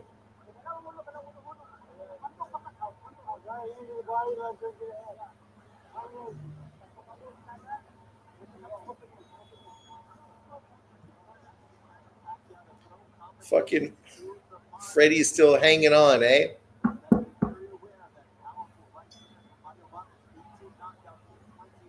Round 2.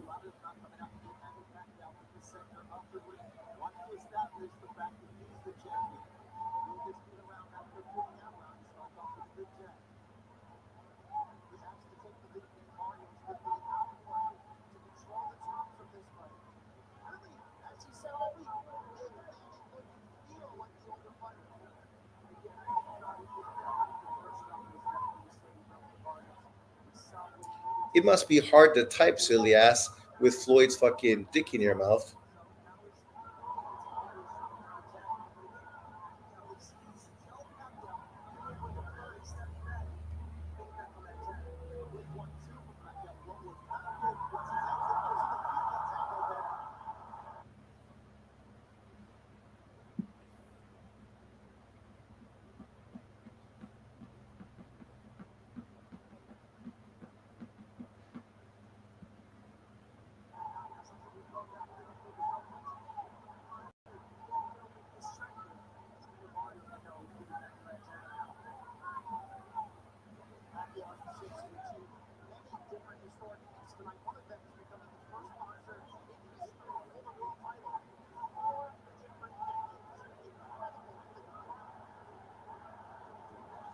Man, you just don't have the explosiveness in his legs anymore. Might still have fast hands, but his legs are just thick, old.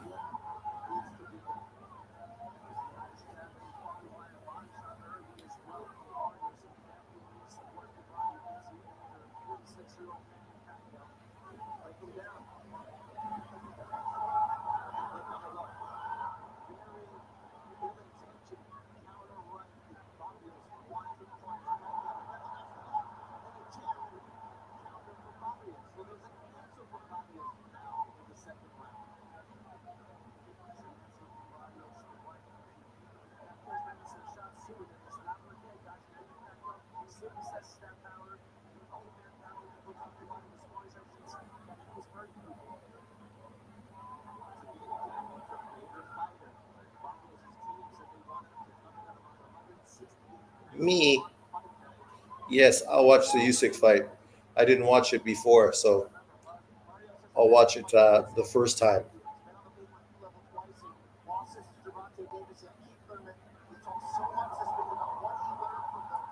Barrios being more effective with his jab this round.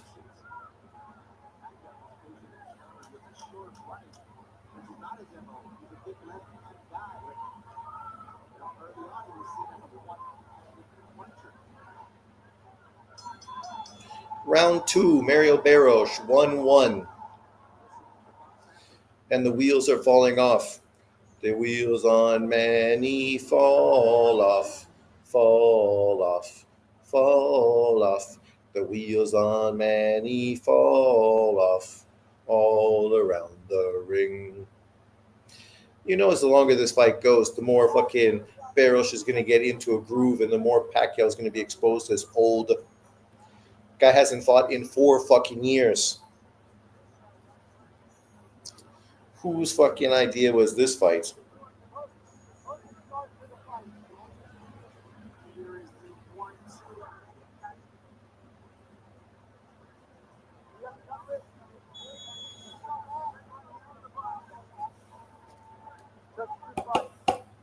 Top 3 performances in Usyk's career, he absolutely dominated.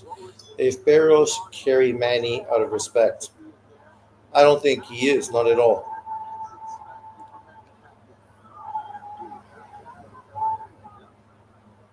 At this point, he just doesn't want to give Manny opportunities to land something. He doesn't know if Manny can still crack and hurt him. 2-0 Manny. Come on, get real.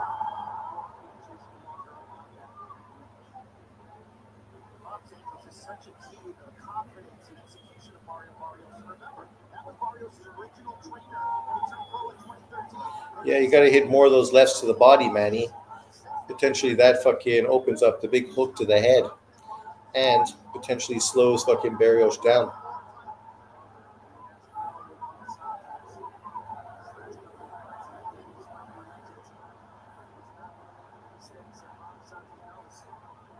Keep him up.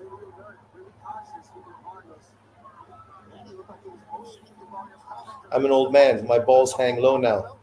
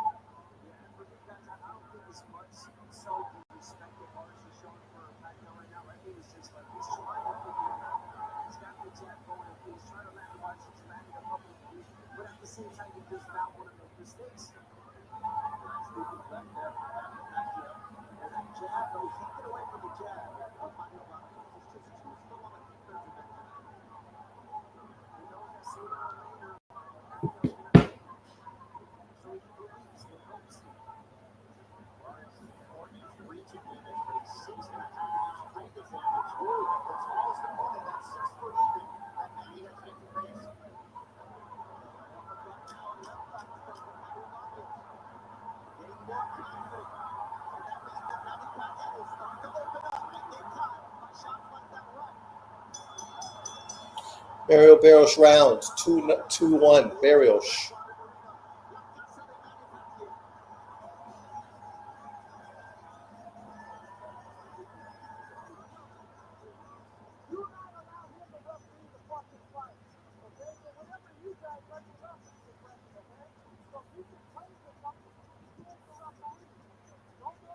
Why am I a hater? You think Manny won that round? I'm being realistic, not fanboying for a fighter I like. I always do that.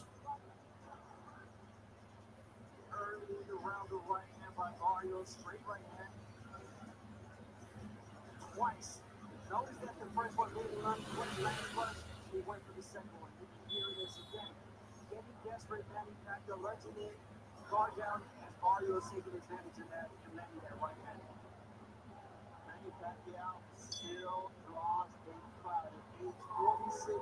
People understand that if anybody who defied Father Time, anyone can make history one again.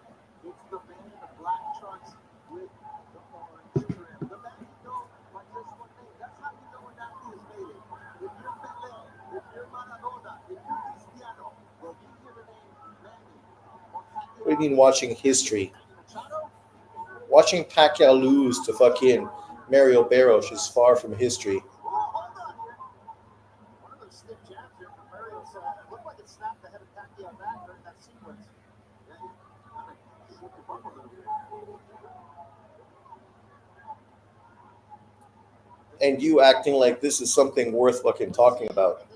Putting Pacquiao at 46 years old into a world title fight is part of the problem with the PBC. I'm a huge Pacquiao fan. That's why I can respect his legacy.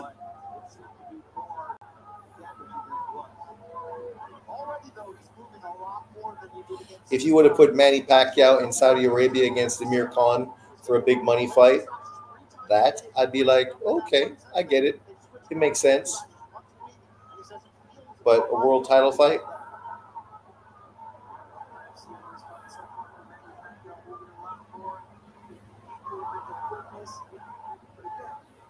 Barrios not yet throwing a lot of punches like Dubois did against Manny Pacquiao. That gave Manny problems. There it is. Every time that Barrios throws punches, he lands. What do you mean, Rick Glazer? What I'm saying is fact. What you're doing is dick riding the fucking PBC.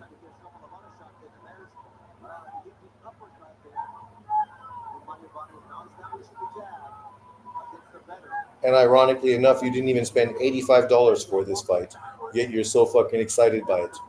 If you loved it, why didn't you pay for it, Victor? You cheap motherfucker.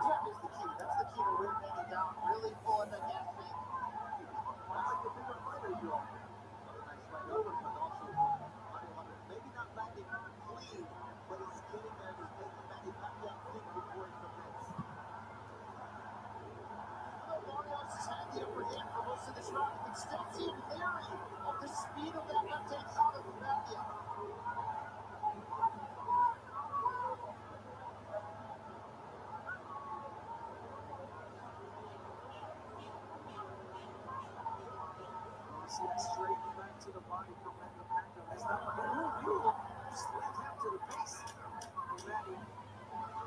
Right cross from Barrios, landed flush, however. Back and forth between these two fighters. You can feel the tension and also the respect.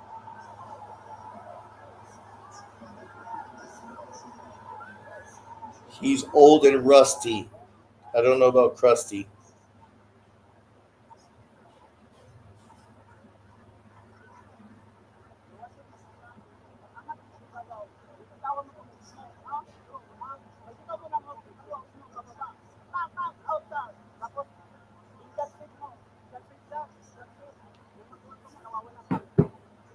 Manny's not looking bad. Yeah.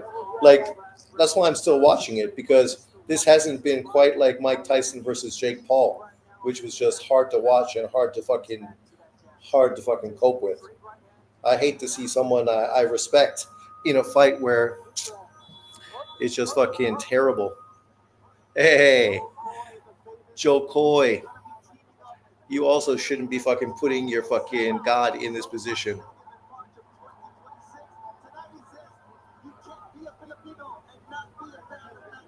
Well, all he's got to do is fight behind that jab, and he can win the fight easily.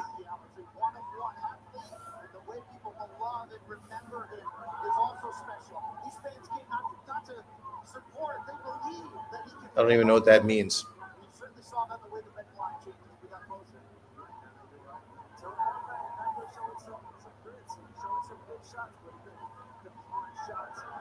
Nice combination, Manny.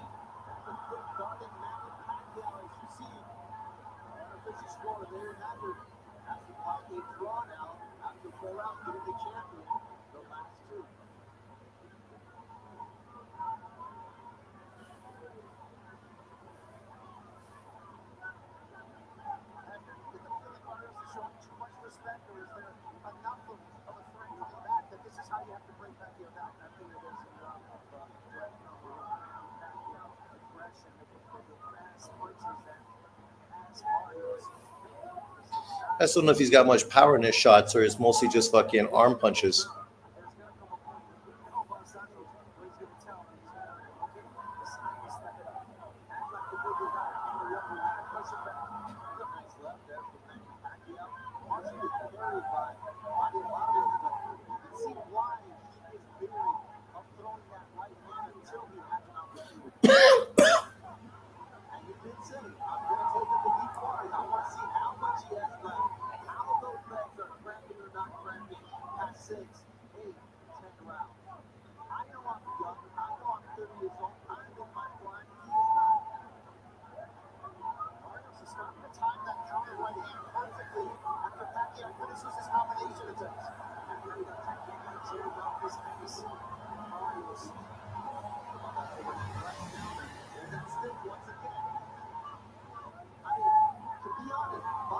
Just jab his way to victory tonight. If you want, I don't think that's the way it's going to play out, but if you could. Tall with short arms like a T-Rex.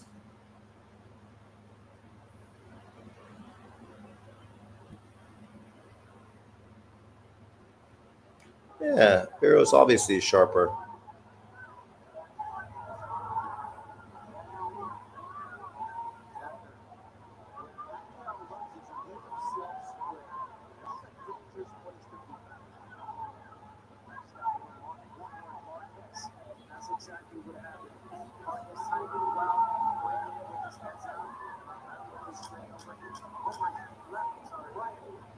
See, that's why I hate these fights, because this is not the Manny Pacquiao I grew up watching.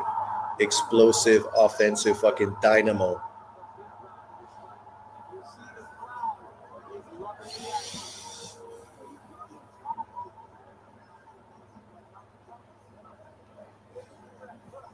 I got a 3-2 Mario Barrios.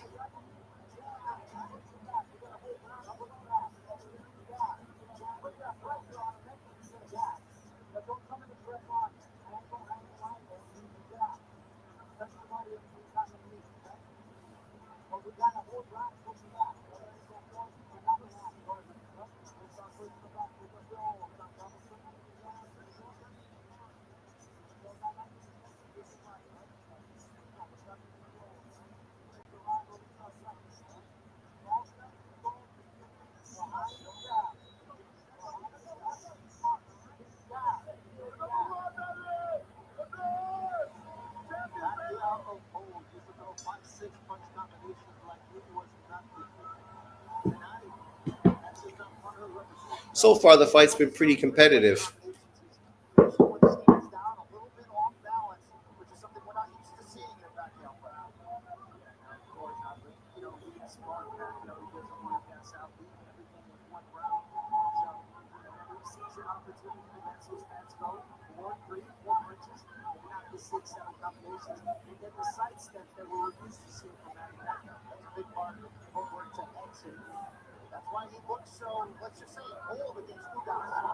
Nice shot, Manny. Good body shot.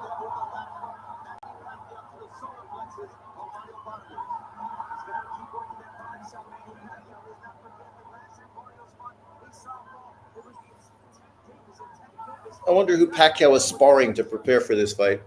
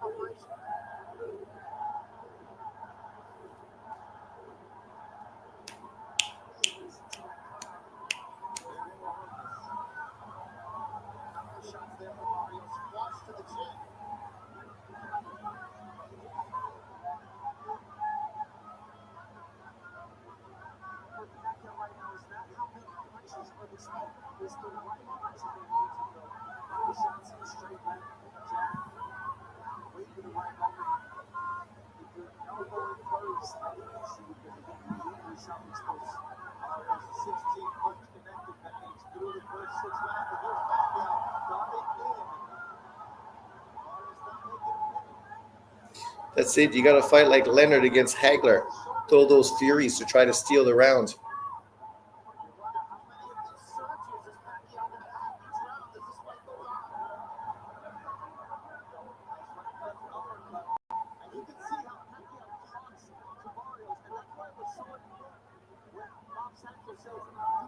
Hit that body, Manny.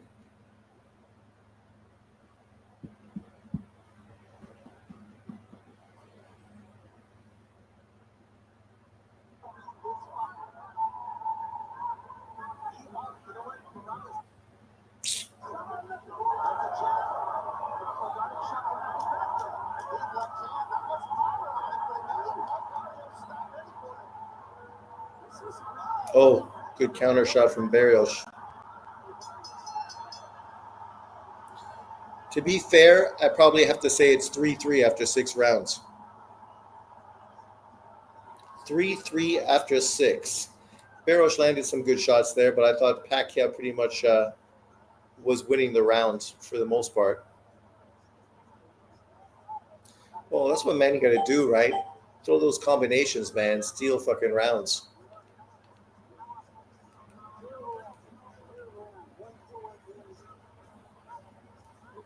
6 more rounds to go, Manny.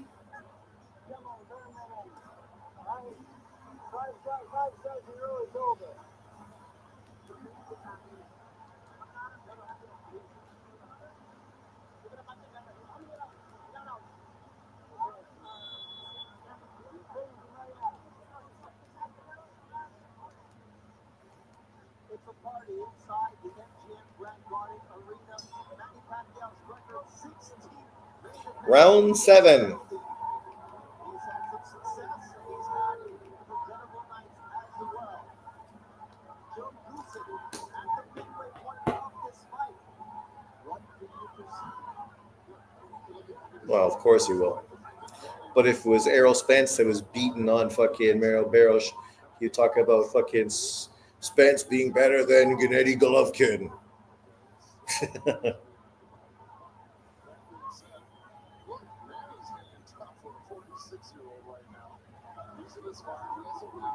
Yeah, he's making a good account for himself. That's all you're hoping for, right? If he loses, it's not a big deal, as long as he's not fucking, you know, not like fucking Ali against fucking Holmes and Burbick, not like fucking Tyson versus Jake Paul. That cringeworthy fucking, you don't deserve to, you shouldn't be in the ring. You're just hurting yourself. But this round, he's doing pretty, oh, nice counter shots from Barrios. Oh, look at that. That's the expectation. Thank you very much, Joe. But Barrios will have to get to his average of 20 power punches thrown in a round, because for the 6th round, he has the top 19 power punches thrown in a single round. There's some good surges here from Pacquiao, including that big right hook. But To be fair, I hope Barrios wins in a sense. That way no one else can fucking use Pacquiao to try to make money. If Manny wins, I'm convinced Tank versus Manny will be next. That's my point. Not to make conspiracy, but it looks like Barrios is holding back. I'm saying it just looks like, not that he does.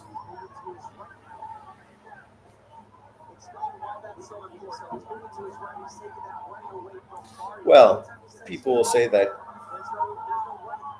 even though, let's remember his last fight was a draw against who? So, this really is, as Joe said, remarkable that we're seeing Pacquiao at this age, after this fight, almost fighting on even terms here with Barrios. Oh, what a nice fight with Fundora, but the answer from Manny Pacquiao, they're in the center of the ring. Manny Pacquiao on the inside to do that. I don't think Pacquiao has the power he had before. You know, if Pacquiao wins, John's just going to say he's on steroids. He already alluded to that yesterday. If Pacquiao is doing what he did throughout his career using, well, unfortunately, Manny never failed a drug test. Never. Not like fucking Floyd using the old illegal IV, all to fucking mask his fucking drug use. Good round. I kind of think Pacquiao won that round, but Barrios had some good moments. So I could say it's 4-3 Pacquiao.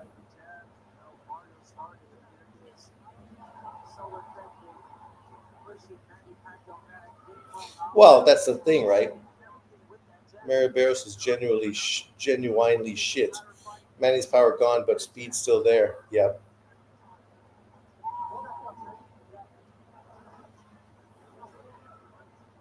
Well, that's why you look in BoxRec, he's ranked like 15th. He's a world champion. He's got a legitimate title, but he's not even ranked in BoxRec's as top 10th. You know, JP, the clown, is watching, praying, and hoping Manny gets knocked out. Of course I know. I know. He'd love nothing more than the clown Pacquiao to fucking hype up Floyd. Me too. It's quite the crowd.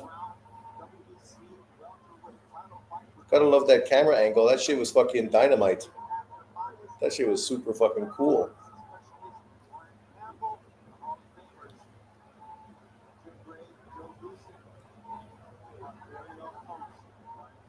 To be fair, I'd be fucking overjoyed if Pacquiao ended up winning. But I gotta be realistic too.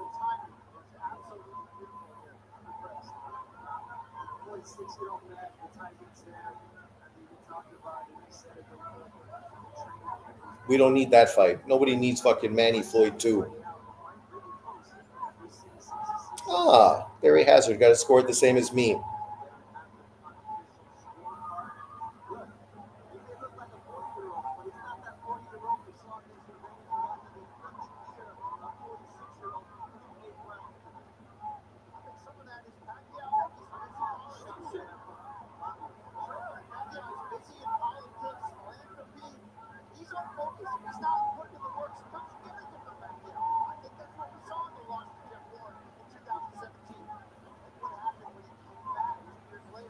Maybe some uppercuts in the inside, Manny.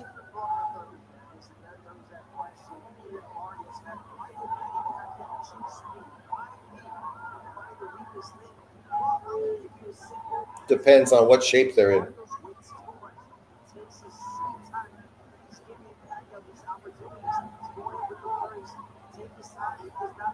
I think I'd take the 2025 Honda.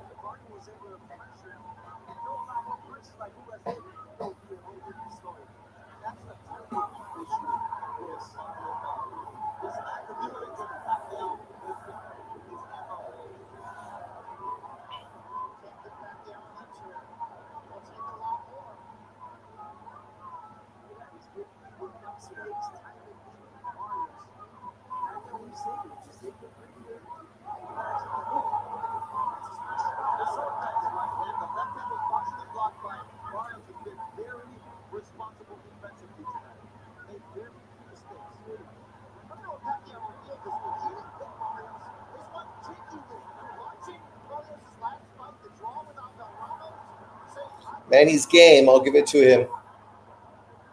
The old guy's coming to win.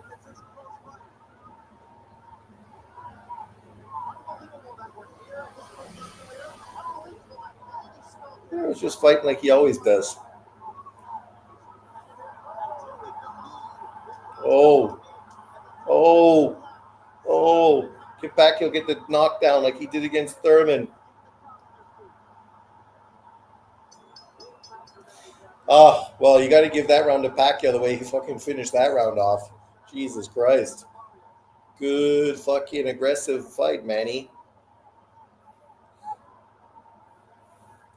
I remember Manny against Thurman in that fight. He really slowed down in the back half. If he wants to win, he can't slow down. Manny is a GOAT. For sure he is. Barrios made a huge mistake because you can argue he lost 6 rounds already. Put respect on Manny's name, Sean. Give me a break.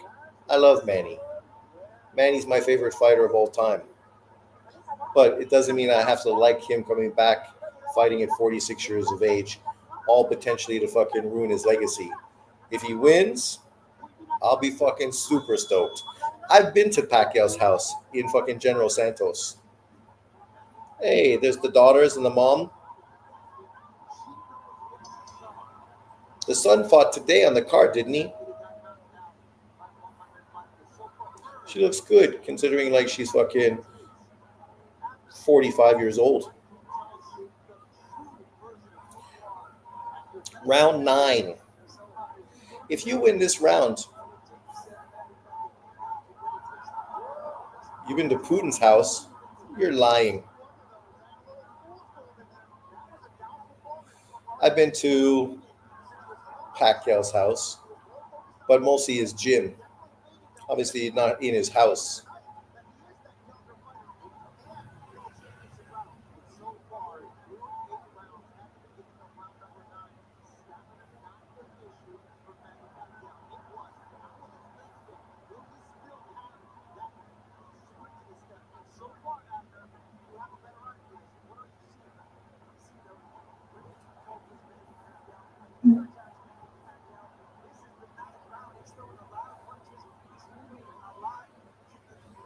If Manny wins this, fuck, man.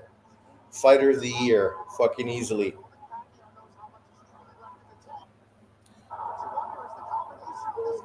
Compound, right? Didn't really get into the compound. Just drove by in a taxi. Went to the gym, because that's where my hotel was, beside his gym in downtown. Sorry, General Santos. Across from the mall.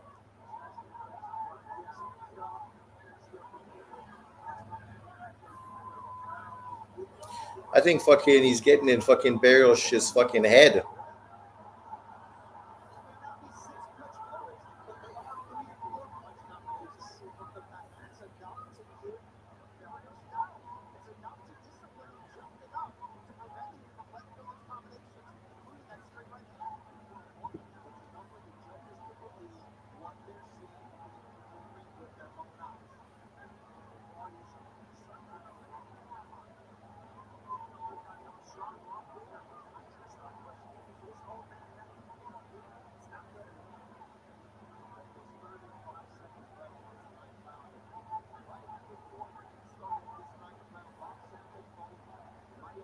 Yeah, well, that's it. He should be more aggressive, Mario Barrios.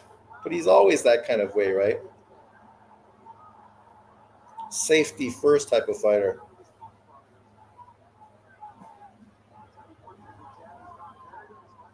I don't know. Is his house fucking big?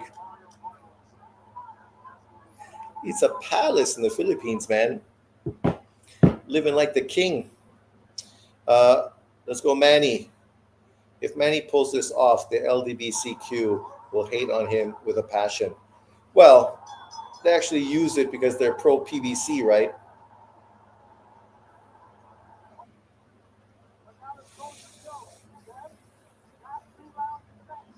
That's true. They're probably happy if Manny beats Tank Davis. And then they hope that Manny can fight fucking Devin Haney for unification. You know that's what they will push for. If Manny wins and Devin beats fucking what's his face, then they'll want fucking Devin Haney, Manny Pacquiao for unification to prove that Devin Haney is pound for pound the best in the world. Well, I think his best win is obviously Pedraza. Look at Fundora. People person. Well, if 46-year-old fucking Manny beats fucking Mario Barrios, that fucking win didn't age very well. What's wrong?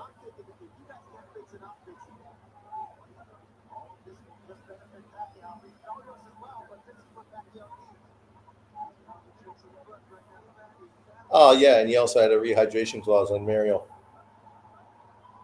And Mario did well in that fight. If he would have been able to rehydrate all the way back.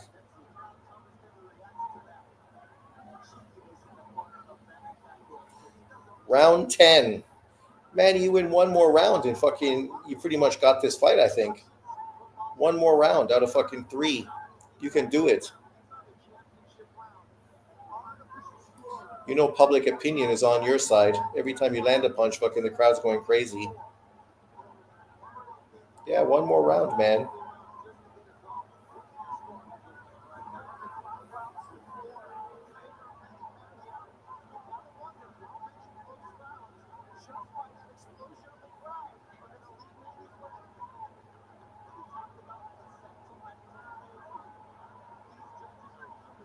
Go on. Imagine how this fucking ages for fucking Mario Barrios if he loses to 46-year-old Pacquiao. Oh my god. Come on, Manny. Let's do it.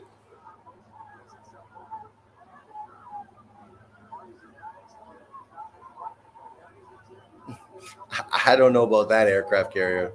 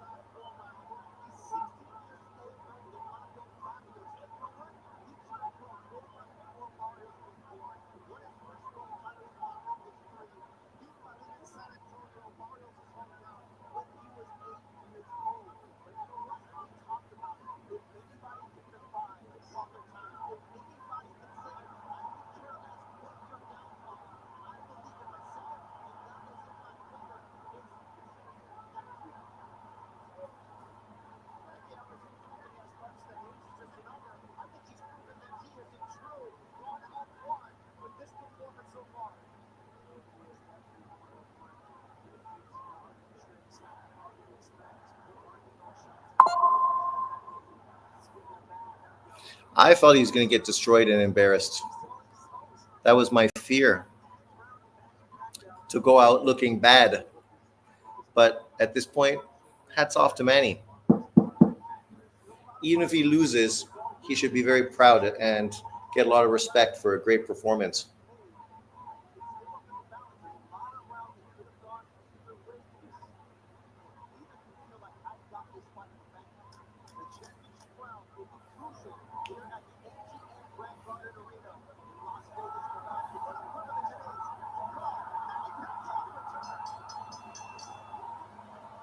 I think that's a Barrios round, though.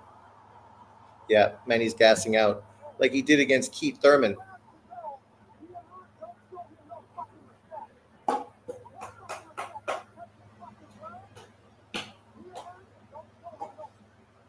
If Barrios wins the last two rounds, basically it's a draw. For him, a draw is as good as a win. Keeps his title, still gets the big payday.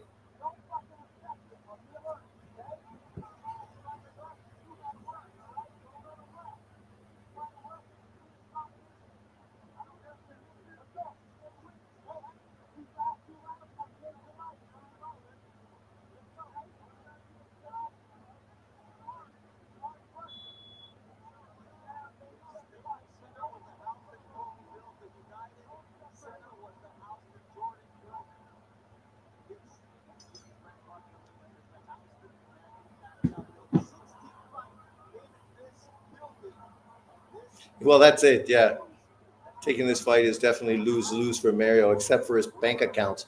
After this fight, at least now financially, he's fucking set for retirement.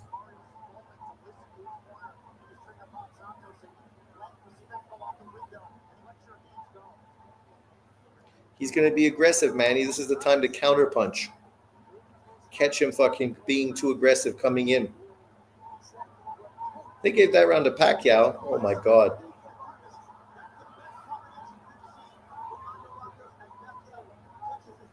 We don't want to knock out.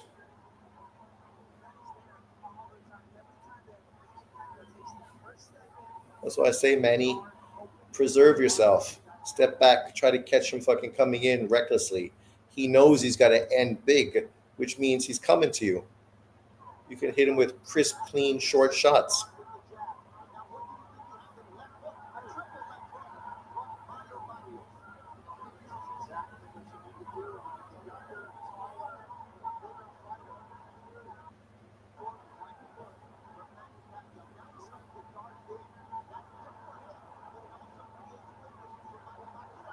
Oh.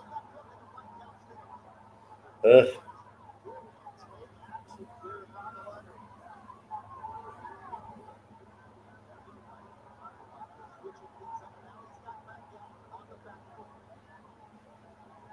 Show some defense, Manny. Now is what you need. Block those shots. Hands, gloves, arms, head movement.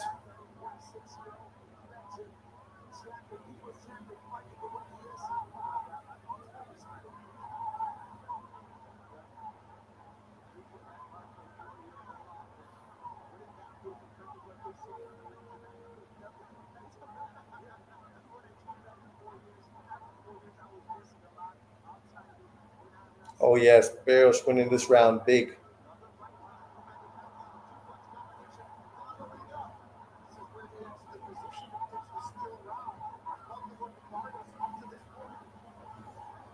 Barrios going to come out fucking like crazy in the 12th round. If he doesn't stop Manny, man, he could easily lose this fight.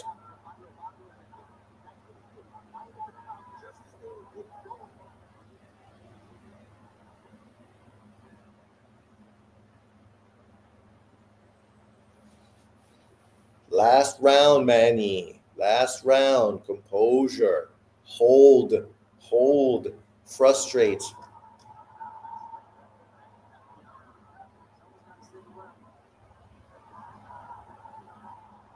Don't fucking go swinging. You don't need to win the 12th round.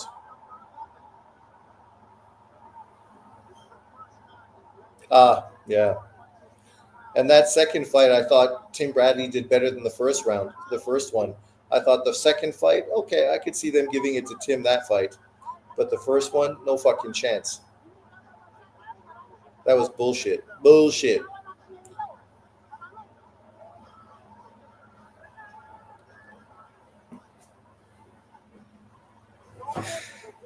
And then fucking roided fucking Marquez stepping on his foot, knocking him out in the fight afterwards. Come on, Manny. Hold. Push him back against the ropes. Wow. Could still happen. Yeah, I thought Manny dominated the first fight. Round 12.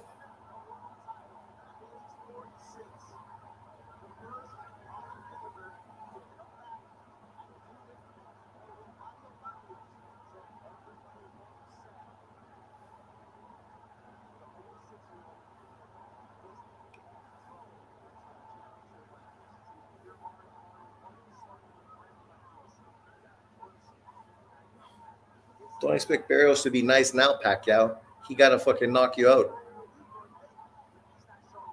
Otherwise, that dude's fucking career is clowned.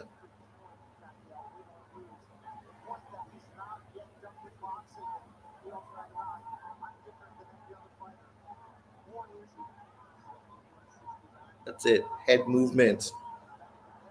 Hold him if he gets too close. Wrap him up.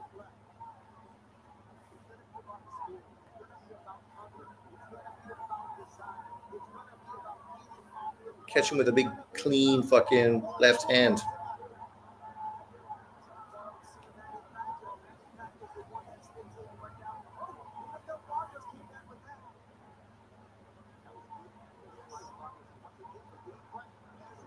The irony is if Pacquiao wins, he's going to be on fucking Ring IQ's pound for pound list, right? Like, imagine that.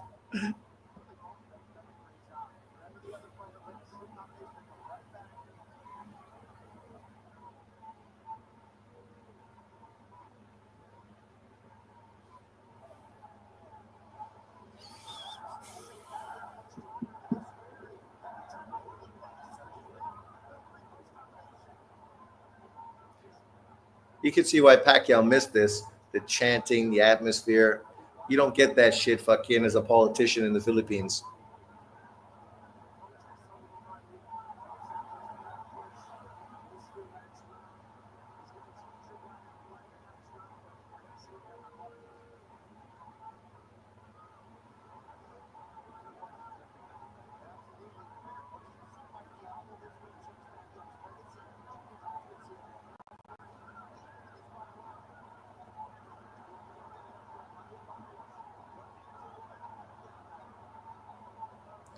Actually, Manny's doing better this round than I thought he would. I thought Barrios would be even more aggressive. But Mario kind of fucking didn't go for it like he should have.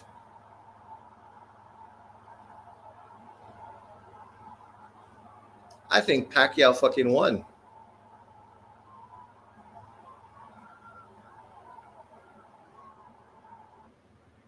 You know, every fucking close round, the judge is probably going to give Manny. Jesus fucking Christ. Jinky, why are you letting your husband still fucking fight at 46 years old? You got enough money. He's going to be like fucking Freddie Roach, man. You let him fucking do that shit.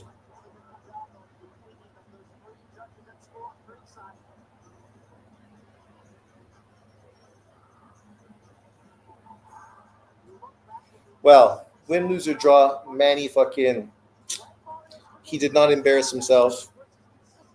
He showed why people love him. He's got a lot of heart. He came prepared. This was a far better performance than he had against Usyk.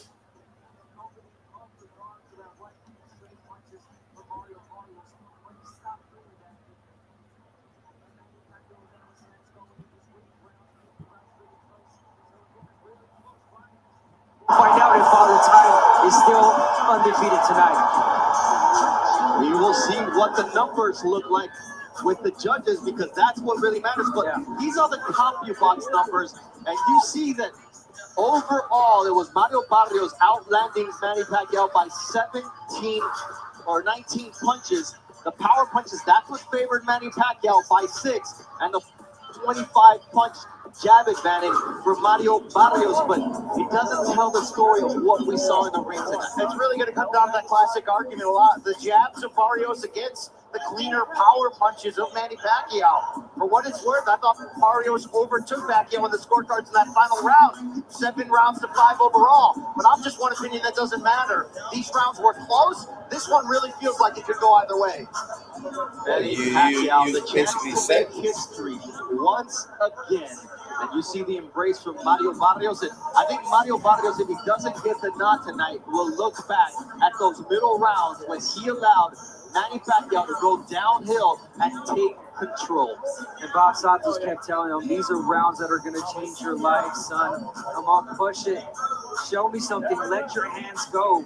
But it was the moments that we will get Manny Pacquiao the space, the time to let his hands go, that he would let Manny Pacquiao through the rounds. Finally, your scorecard before we go to Jimmy Lennon Jr., Brian. 7 rounds to 5, 115, 113 in favor of Barrios. Could you see 7-5 in either direction? I think so. I have the same scorecard, as does our unofficial scorer, Larry Hadrick. But the ones that count are in the hands of the always classic Jimmy Lennon Jr. Ladies and gentlemen, after 12 rounds of action, we go to the scorecards. Judge at the ringside, Max DeLuca, scores the bout 115 to 113 in favor of Mario Barrios. Judges at ringside, Steve Weisfeld and Tim Cheatham both score the bout 114 to 114. Draw. The decision is a majority draw. And of course, in that case, the champion retains his title. Kissing your sister. 12th round on all 3 scorecards to retain his belt. But you hear the crowd's reaction to this fight. And look, you said 115, 113. He swept all the last 3 rounds. When Bob Santos told him, and we did the math here, and I said he needs the.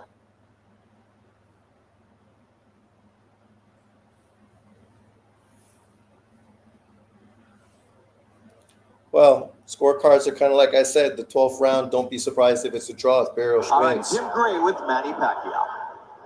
All right, thank you very much, Manny Pacquiao, congratulating the corner of Barrios. Manny, your thoughts on that decision? I thought I won the fight. I mean, it's a close fight. My opponent's very tough, but it's a wonderful fight. And good. You're a 46-year-old man, and you had stamina back like when you were 35. How did you manage to pull that off? Oh, just work hard work, and then discipline. To be fair, that's probably the best thing that can happen. Now fucking other people can't use him. Like Haney and fucking Tank Davis. Could have done so that it didn't come down to the hands of the judges. I'm sorry that. What more do you think you could have done so that you wouldn't have had it come down to the hands of the judges? Oh, I'm trying to find a way to finish the fight, but you know, my opponent is so tough. It's really he's not careless. He throw punches combination and with defense, so it's hard. Getting hard, but I just moving around and counter punch, power punch. This is one of the great performances in the history of not only this sport, but all of sports. What will you take from this as the disappointment of this draw? Tim Tszyu. That's fucking true. I think it's you know, it's an inspiration to you know, like old boxers that, you know, when you have discipline and hard work. Oh well, ladies and gentlemen, the night is done. Manny Pacquiao did not get embarrassed. If anything, you can walk away being proud of supporting a guy who came out and fucking gave a great performance. It potentially could have went his way. I'm kind of surprised it didn't. You figure for the PBC, Pacquiao being the champion would have potentially meant big money for them. But it is what it is. At the end of the day, at least he didn't get embarrassed. It didn't turn out as cringe and terrible as I anticipated. So that's good. Hats off for that. Thanks everyone for jumping in. I'm going to drop the kids off at the pool, feed the pup, and go get a coffee. See you guys next time. And hey, I'm going to Thailand. So my next videos you see are going to be from the beach in Thailand.